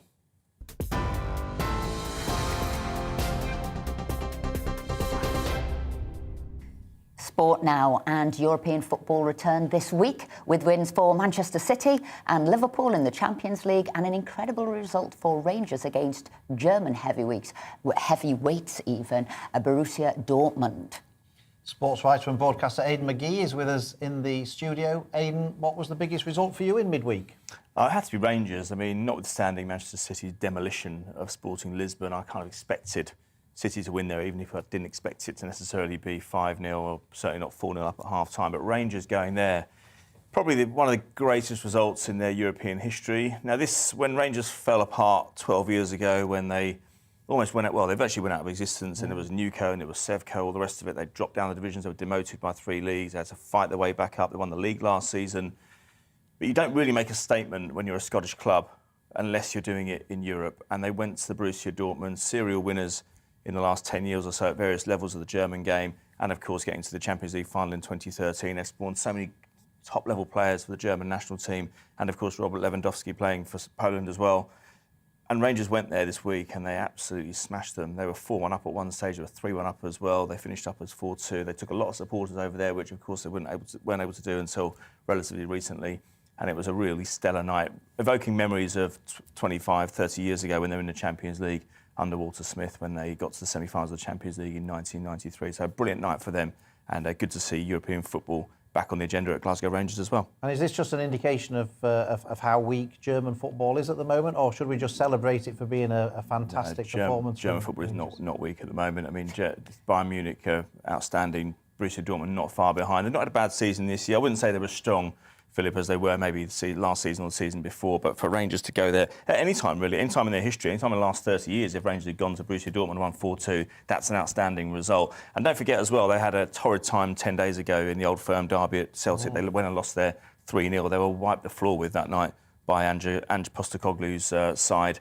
And so to come back from that and to suffer domestically, but then go and produce a good result like that in midweek in Europe truly was outstanding. And it was a real marker for their manager, Giovanni Van Bronckhorst. He's had a bit of pressure in recent weeks, especially given that result in the Old Firm game, because that's the game that they're really defined in over the course of the season. In fact, it may even prove decisive in the title race this season, although they do have to play each other once more. So a real feather in his cap to get that result in Germany this week. At Formula One, I'm interested in. Lewis Hamilton back, but Michael Massey out. That's right, yeah, he's been sacked. He was the race director who made the mistake. I mean, it wasn't given a mistake at the time, but it was very much, out of the ordinary. And it cost, on the day, and it cost Lewis Hamilton in Abu Dhabi that weekend. He could have won his 8th title in 9 years. He was involved in the car launch yesterday for Mercedes. It was the first time he's spoken to the media actually in 2 months since the race, and it made him question his faith in the sport he's given all his life to, effectively. And that's what he was saying. I originally thought that it was throwing his toys out the pram. He got beaten. But what I think what this might do is the time he's had away from the sport has given him time to realise what's important to him in terms of his professional life. I think that he's got a real challenger on his hands now, Max Verstappen, who he said he's got nothing against. He didn't blame him for what happened in Abu Dhabi in December, but he now has a real challenger in his sights now. Well, he's not the challenger, he's actually there to be usurped now, Verstappen, because he is now the champion. Maybe that's what he needed after 7 wins in 8. Maybe somebody comes along and re-energises him. Remember what happened to Roger Federer back in 2008. Rafa Nadal went to Wimbledon, he took his crown off him. Roger Federer still responded by going on to win 20 Grand Slams. So, I mean, and putting him, establishing himself as one of the greats. So it could be, don't get me wrong, Hamilton's already one of the greats. There's no question about that. But maybe that just might just tip the balance in terms of the race this season, because it gives him something just to spur him on. Yes, absolutely. Yeah, we've seen it happen so many times in sport, and that's what great champions do. Aidan McGee, thank you very much indeed for joining us. We didn't even get a chance to mention the curling, the triumph in the curling for the men. Silver. A little bit of a disappointment. It went to an extra end, but they're playing against a top side in Sweden, and it's a big chance for the women tomorrow against Japan very early on. Hopefully they can get a gold for us. See, you got it in. Absolutely, absolutely. But let's wish them all the very best. Now, the Tory peer, Lord Moylan, upset God's own county of... So coming up, we'll be speaking to Mr. Yorkshire. See, we got ahead of ourselves there. We're going to speak to him after the break, so don't go anywhere.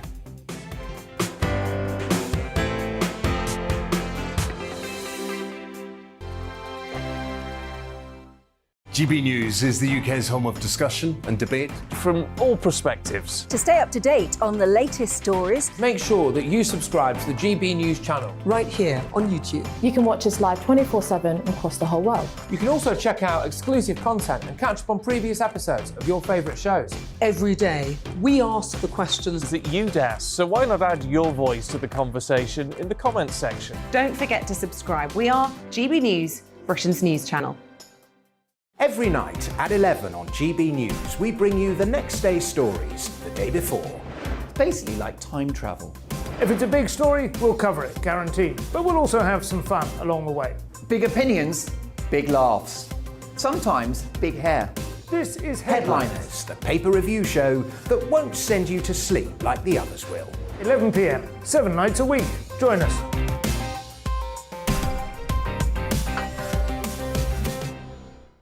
Hello there, I'm Eamon Holmes. And I'm Isabel Webster. And we hope you can join us for... Breakfast with Eamon. And Isabel. You make me laugh out loud, belly laugh. Is that important first thing in the morning? Yeah, absolutely. And there's me trying to be deadly serious. News is a serious business. Yeah, I have to rein you in sometimes. Well, it doesn't stop us laughing at it. It doesn't stop us having an opinion on what's going on. Yeah. And it certainly will not stop us reflecting what you think. Weekdays from 6 to 9:30 on GB News. I'm Dan Wootton. Join me Monday to Thursday from 9 to 11 for the feistiest and most fun news debate on TV, where free speech reigns. I'll bring you a sharp take on the day's biggest stories, bombshell newsmaker interviews, and A-list guests. And I guarantee you, no spin, no bias, no censorship, and no reason to go to bed. That's Dan Wootton tonight, Monday to Thursdays from 9 on GB News.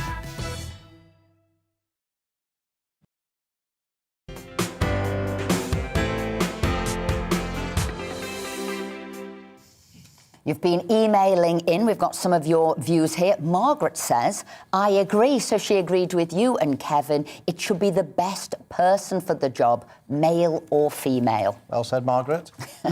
Dean says, I agree with everything MP Peter Bone was saying. We need to prosecute gangs more harshly. And Neil thinks, to be honest, I'd love to see Andrew head up a very large public engagement at which lots of people can heckle him. Then he might begin to understand how the majority of people feel about him and maybe even learn you can't buy your way out of everything. So that was Neil there. Now, this is what I've been keen to get on to. The Tory peer, Lord Moylan, upset God's own county of Yorkshire this week when he complained an article in the Yorkshire Post about levelling up made it sound like the place was full of leftist whingers begging for handouts. His words, not mine. Understandably, this has not gone down well in Yorkshire, or even outside Yorkshire, but with the Yorkshire man, with the Post publishing a stinging rebuke against Lord Moylan. So let's speak to Mr. Yorkshire himself, Keith Madeley of the Yorkshire Society. Keith, I know we're all renowned for being tight, but what did you make of Lord Moylan's remarks that we were leftist whingers begging for handouts? Well, Philip, I've never been called a leftist whinger before. If we backtrack to 2008, along with some colleagues, both in London and Yorkshire, we put a dinner on called Yorkshire in the City at the Guildhall.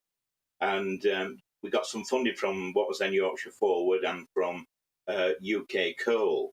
John Prescott, when he was MP for Hull and the Deputy PM at the time, supported it. And Tom Reardon, who, as you know, is now the Leeds City Council Chief Exec, at the time he was the MD of Yorkshire Forward. And in his speech he said, "You've heard of hiding your light under a bushel. In Yorkshire, we hide the bushel." And I thought that was really, really interesting. I've kept reminding Tom about that. And I think now we've come out of that bushel and talking about what we do in Yorkshire and everything we're achieving, we now seem to be whingers. And of course, as you know, we're not. You reminded me, Keith, of that famous phrase that you can always tell a Yorkshireman, but you can't tell him much. Absolutely. I live with that. What can I tell you? I live with that, Keith. I actually saw, funny enough, an opinion poll came out yesterday from Opinion about Yorkshire opinions on infrastructure and how fair a deal that Yorkshire gets compared to the rest of the country. And actually it said that 3/4 of people in Yorkshire think that they receive less than their fair share compared to London, and 2/3 felt they got less than their fair share compared to the south of England more generally, and 57% compared to the UK as a whole. So maybe we are whinging, Keith, but maybe we've got good reason to, because maybe we do get shortchanged on transport infrastructure. First time a Yorkshireman's got shortchanged, but go on. Well, I think you're right, actually, because if you think of Scarborough, the first seaside resort in the whole of Europe, and we've still got the A64 after the Outer York Ring Road, 2 lanes. And that really is wrong. I mean, if that had been down in the south, that would have been a dual carriageway, probably within 2 or 3 miles of the town centre. And poor Scarborough and the East Coast have been complaining about that for a long time. I gather it might be in a review in 2025. That's only a review. Look at Leeds. I mean, yes, it's one of the most busiest rail stations outside of London. But when you get to the station, then what have you got to do? You either drive or you've got to get a bus. I was on a Zoom with a guy in Brisbane in Australia last week, and he spent 6 months in London. And after the end of the 6 months, he thought, I've never driven a car once in that 6 months, and I've been all over the UK, because obviously London, in a tube, at a station, off you go. And we've just not got that in West Yorkshire in general, or Yorkshire. Now, I have to say, I've always thought it's a very industrious part of the world, Yorkshire. And I remember being Minister of State for Employment, and at that time, Yorkshire was creating more new jobs than the whole of France. So I've always thought you were a load of grafters up there. Well, we are, Esther, but I think now we're making more about it, and we've got to do. We're seen as whingers. There's 300,000 people in West Yorkshire in fintech. There's only 300,000. There's 100,000 in Frankfurt. Come on, when you look at at what we're achieving, Screen Yorkshire and all the film companies from all over the world coming and filming in Yorkshire. I used to be on the board of an organisation called North of England Excellence, and we decided to come together, North West Yorkshire and North East, to give us a little bit more clout. And I was at a dinner at Blackburn Rovers Stadium, and someone said, well, Yorkshireman, what are you doing over here? And we had a laugh, and he said, I'll give you one thing. I've always called Yorkshire a country in a county. And when you think about it, with 10% of the UK population, 5.5 million people, we've got everything from seaside resorts, manufacturing. Look at Sheffield, manufacturing centre there. We've got the Yorkshire Dales, we've got the North Yorkshire Moors, 2 fantastic railway, Keighley-Worth Valley and North Yorkshire Moors. We're so much, and now we're starting to talk about it. Back to, well, you're whinging. Keith Madeley, thank you very much indeed for joining us. You've just shown why you are Mr. Yorkshire himself. Thank you very much. And we all know that Yorkshire is the finest county in the world. Thank you for showing us that that's the case. But you know, Keith, Philip will definitely be trying to get in there. I think he's going to, hopefully one day, wants to take your crown. Well, he has got the Yorkshire. You've got the Yorkshire suits, Philip, haven't you? I have got a Yorkshire suit, yeah, absolutely. Thanks very much for joining us. Well, now, to take us through some of the biggest entertainment stories from the world of showbiz is the wonderful Selina Cherry. Let's start with a star-studded bash, easy for me to say, for Joan Collins's birthday. Yes, guys. So she's 88 years old, 88, and she looked absolutely amazing. There weren't that many pictures because I'm taking it she's probably got to deal with Hello or OK Magazine, so you're going to see the pictures then. But absolutely amazing. 88 years old. I met Joan Collins about 4 years ago, just before COVID, and she looked immaculate in her face. Yeah. And she had some amazing guests there. Elizabeth Hurley was there. She looked brilliant. She's 56 years old. Now, what about this relationship with her son, though? Because that's one of the pictures in the paper today. Yeah. Liz Hurley and her son. Yeah. Is it Damon? I think so. Yeah. And they just seem incredibly close, don't they? They're always together. They're like... They do, and I think that's lovely. I've got a son, and I think it's lovely to be close with your son that way. But it's always just photos of them on Instagram. It's strange. It's boring. Maybe she's just trying to not get a man. She's just like, I'm bringing my son everywhere. I don't want a partner, and they're going to know that my son and I come as a pair, and that's it. So. And promoting him. And promoting him. Yeah. Now, we went to see Death on the Nile this week. You did. It was a Valentine's Day. For your Valentine's evening. It was, you know, who said romance was dead? Are you going to watch Death on the Nile? Yeah, exactly. Brilliant. A newly married couple killing each other, yes. Did you see it? I haven't, but I was going to ask you guys, how was it? Because I have been to the cinema recently, but I'll tell you about the films that I like in a minute. But how did you find it? We thought it was fantastic. I thought the cast was a bit strange when I heard it. You know, there was Jennifer Saunders and Dawn French and I thought, well, this seems a strange cast for... Yeah. But it was brilliant. Absolutely. I would recommend everyone to go. I'm not going to spoil the story, but you must go. It was really, really good. We did enjoy it. I actually went to see Spider-Man, I have to say, and I'm not into Marvel, I'm not into superheroes or anything like that, but I went to see this film because I was forced. But it's brilliant. It's absolutely brilliant. Who forced you? My daughter. She's in love with Tom Holland. But it's a brilliant movie, and there's a twist in it that is fantastic, and you guys have got to see it. Seriously, I would recommend that. And so you're going to go see Batman now you've seen Spider-Man. Are you going to go and see it? If I'm forced, I will have to go and see it. If I'm forced, but hopefully I won't. Yeah, but that Batman looks a bit dark. We saw that. My favourite bit of going to the pictures, when you do go to the picture, is seeing all the trails of all the other films coming up. And he was like, I don't know about Batman. And I thought, gosh, it's a very dark version. So I might go. Yeah, our godson's a big fan of Batman, but I thought, I'm not sure he'd be... No, he's too young for that. He's way too young for that version. Good. Yeah. No, and go on, what else have we got? What else have we got in the showbiz? Yeah, we've got Ant and Dec. I've got their new series. Well, it's not new. It's the 18th series of what's the celebrity show they do on a Saturday? I can't remember what it's called. The Takeaway. Saturday Night Takeaway. Totally lost me. I was thinking of I'm a Celeb there for a second. Now, I am going to have to stop us a second because I know we're going to go live to a conference with Boris Johnson. Oh, OK, not yet, but we will in a second. So we need to be alert to the fact that we're going to cut live to a conference. So you carry on with that, but don't mind me interrupting you. Saturday Night Takeaway, that's out tonight. It's their 18th series, which unbelievable. Is unbelievable. I can't even believe they've been doing it for 18 series, and they're brilliant. They're going to have some really big guests. And here we go, Selina, here I am now, going to stop you as we go to Boris Johnson live.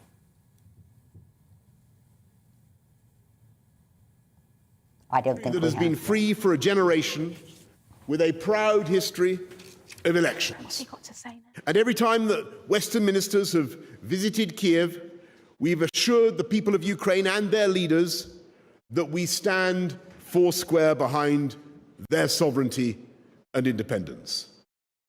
How hollow, how meaningless, how insulting those words would seem if, at the very moment when their sovereignty and independence is imperiled, we simply look away.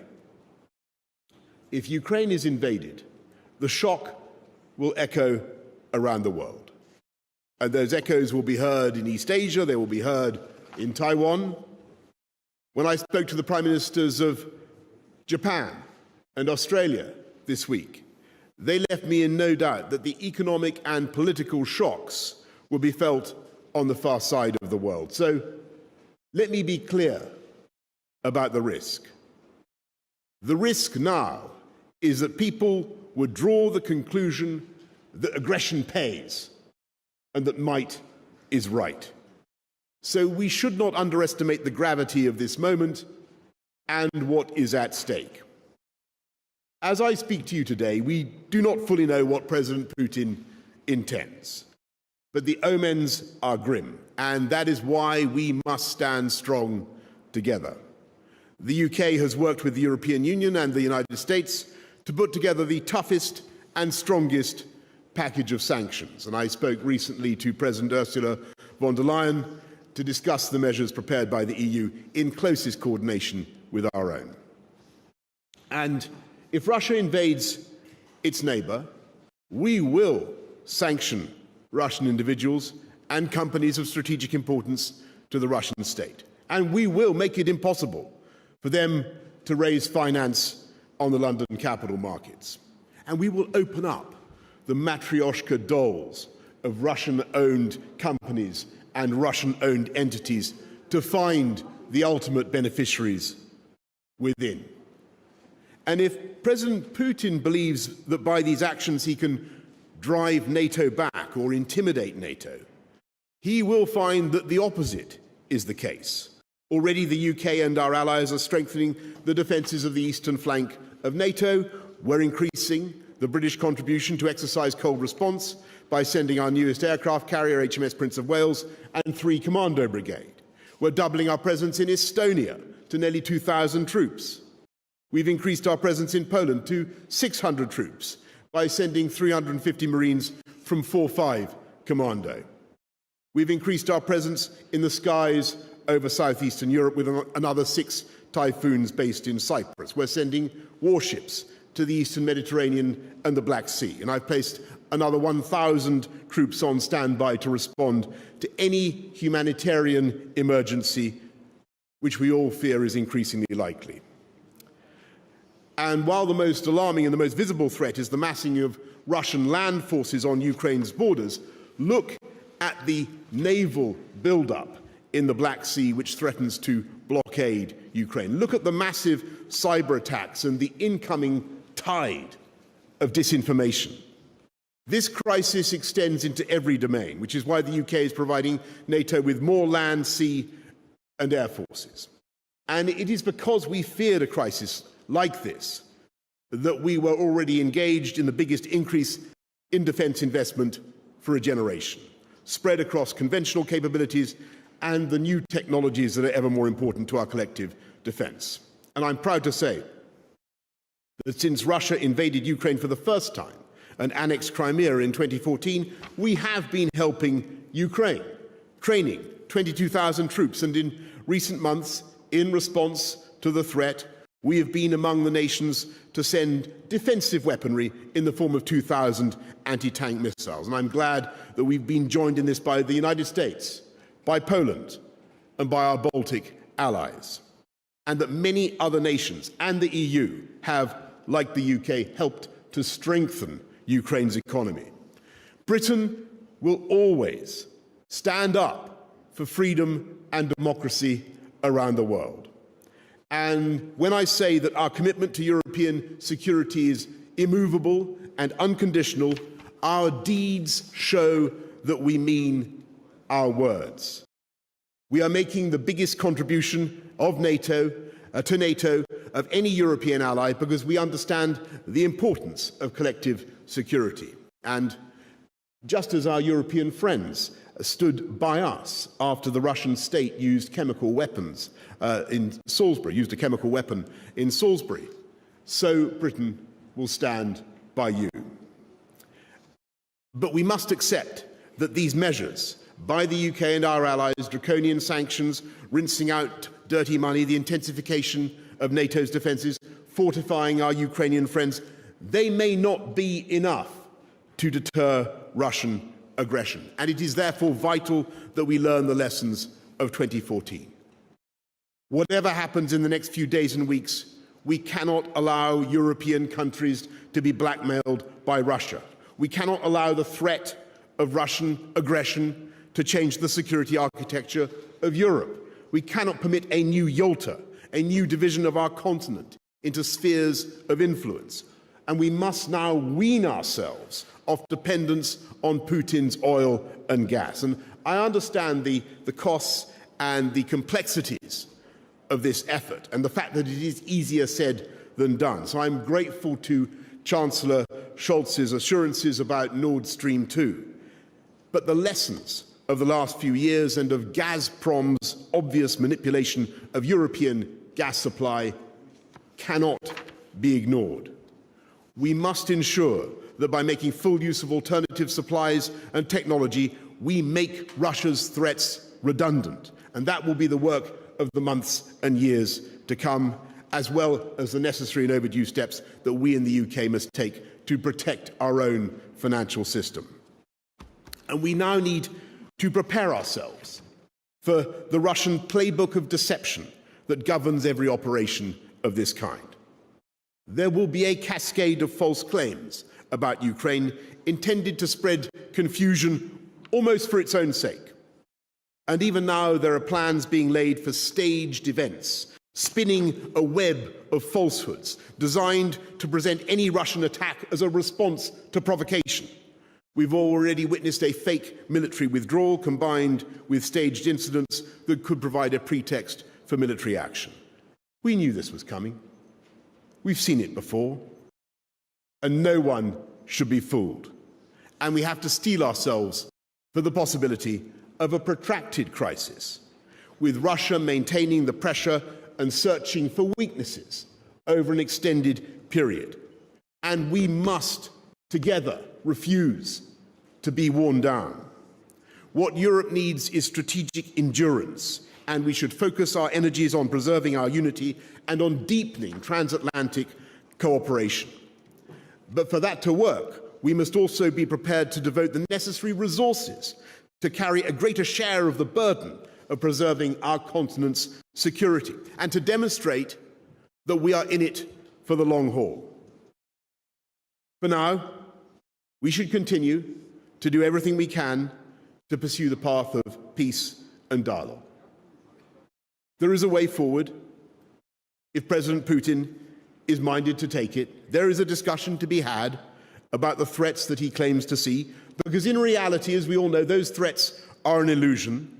They are the product of the Kremlin's chronic but misguided view of NATO as a supposedly encircling and intimidating alliance.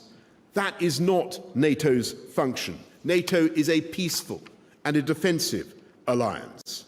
And we are willing to work with President Putin to demonstrate that point and to give him the assurances that he may need. We could point out that until he invaded Ukraine for the first time in 2014, NATO did not permanently station any troops anywhere east of Germany. And it was as recently as 2017 that the US, the UK, and other NATO allies established the enhanced forward presence to protect Poland and the Baltic states. And even then, the total deployment of fewer than 5,000 troops posed no conceivable threat to Russia. And it is only in the last few weeks, in response to the current crisis, that we have dispatched reinforcements, though still in numbers, that constitute no possible threat. Until 2014, European allies were cutting their defence budgets and shrinking their armed forces, perhaps faster than was safe or wise. And to the extent that this has changed, it is because of the actions of President Putin and the tension that he has created. If NATO forces are now closer to Russia's border, it is in response to his decisions and the justified concerns they have provoked among our allies. And there are many things said about what may or may not have been said in the closed-door meetings of 3 decades ago as the Berlin Wall fell and Germany was reunited. But there is no doubt that we all agreed legal obligations to protect the security of every country in Europe. And what happened in those amazing years was the dissolution of the Iron Curtain and the fulfillment of the vision of a Europe whole and free. It was one of the most incredible moments of my lifetime, as nations at the heart of our continent regained their liberty and their sovereign right to control their own destiny and seek their own alliances. We will not abandon the hope and impulse of that era, made possible by the courage of millions of ordinary Europeans. And that's why NATO opened its doors to 14 states after 1999, and we cannot allow our open door to be slammed shut. But if dialogue fails, and if Russia chooses to use violence against an innocent and peaceful population in Ukraine, and to disregard the norms of civilized behavior between states, and to disregard the Charter of the United Nations, then we at this conference should be in no doubt that it is in our collective interest that Russia should ultimately fail and be seen to fail. I believe that in preparing to invade Ukraine, a proud country whose armed forces now exceed 200,000 personnel, considerably more expert in combat today than in 2014, President Putin and his circle are gravely miscalculating. I fear that a lightning war would be followed by a long and hideous period of reprisals and revenge and insurgency. And Russian parents would mourn the loss of young Russian soldiers who, in their way, are every bit as innocent as the Ukrainians now bracing themselves for attack. And if Ukraine is overrun by brute force, I fail to see how a country encompassing nearly 250,000 square miles, the biggest nation in Europe apart from Russia itself, could then be held down and subjugated forever. After a generation of freedom, we're now staring at a generation of bloodshed and misery. I believe that Russia would have absolutely nothing to gain from this catastrophic venture and everything to lose. And while there is still time, I urge the Kremlin to de-escalate, to disengage its forces from the frontier and to renew our dialogue. Every nation at this conference shares a vision of a secure and prosperous Europe of sovereign states, deciding their own destiny and living without fear or threat. And that vision, of course, extends to Russia, a nation whose cultural patrimony we revere and whose sacrifice in the struggle against fascism was immeasurable. Russia has as much right as any other country to live in peace and security. And we should never cease to emphasize that Russia has nothing to fear from our vision, which threatens and marginalizes no one. And as we come together in unity and resolve, we must also show wisdom and moderation, because it's precisely by that unity that we show today that we have the best chance, even now, at this 11th hour, of averting disaster and ensuring that good sense can still prevail. And it is that message of unity that we must send from this conference today. Thank you all very much.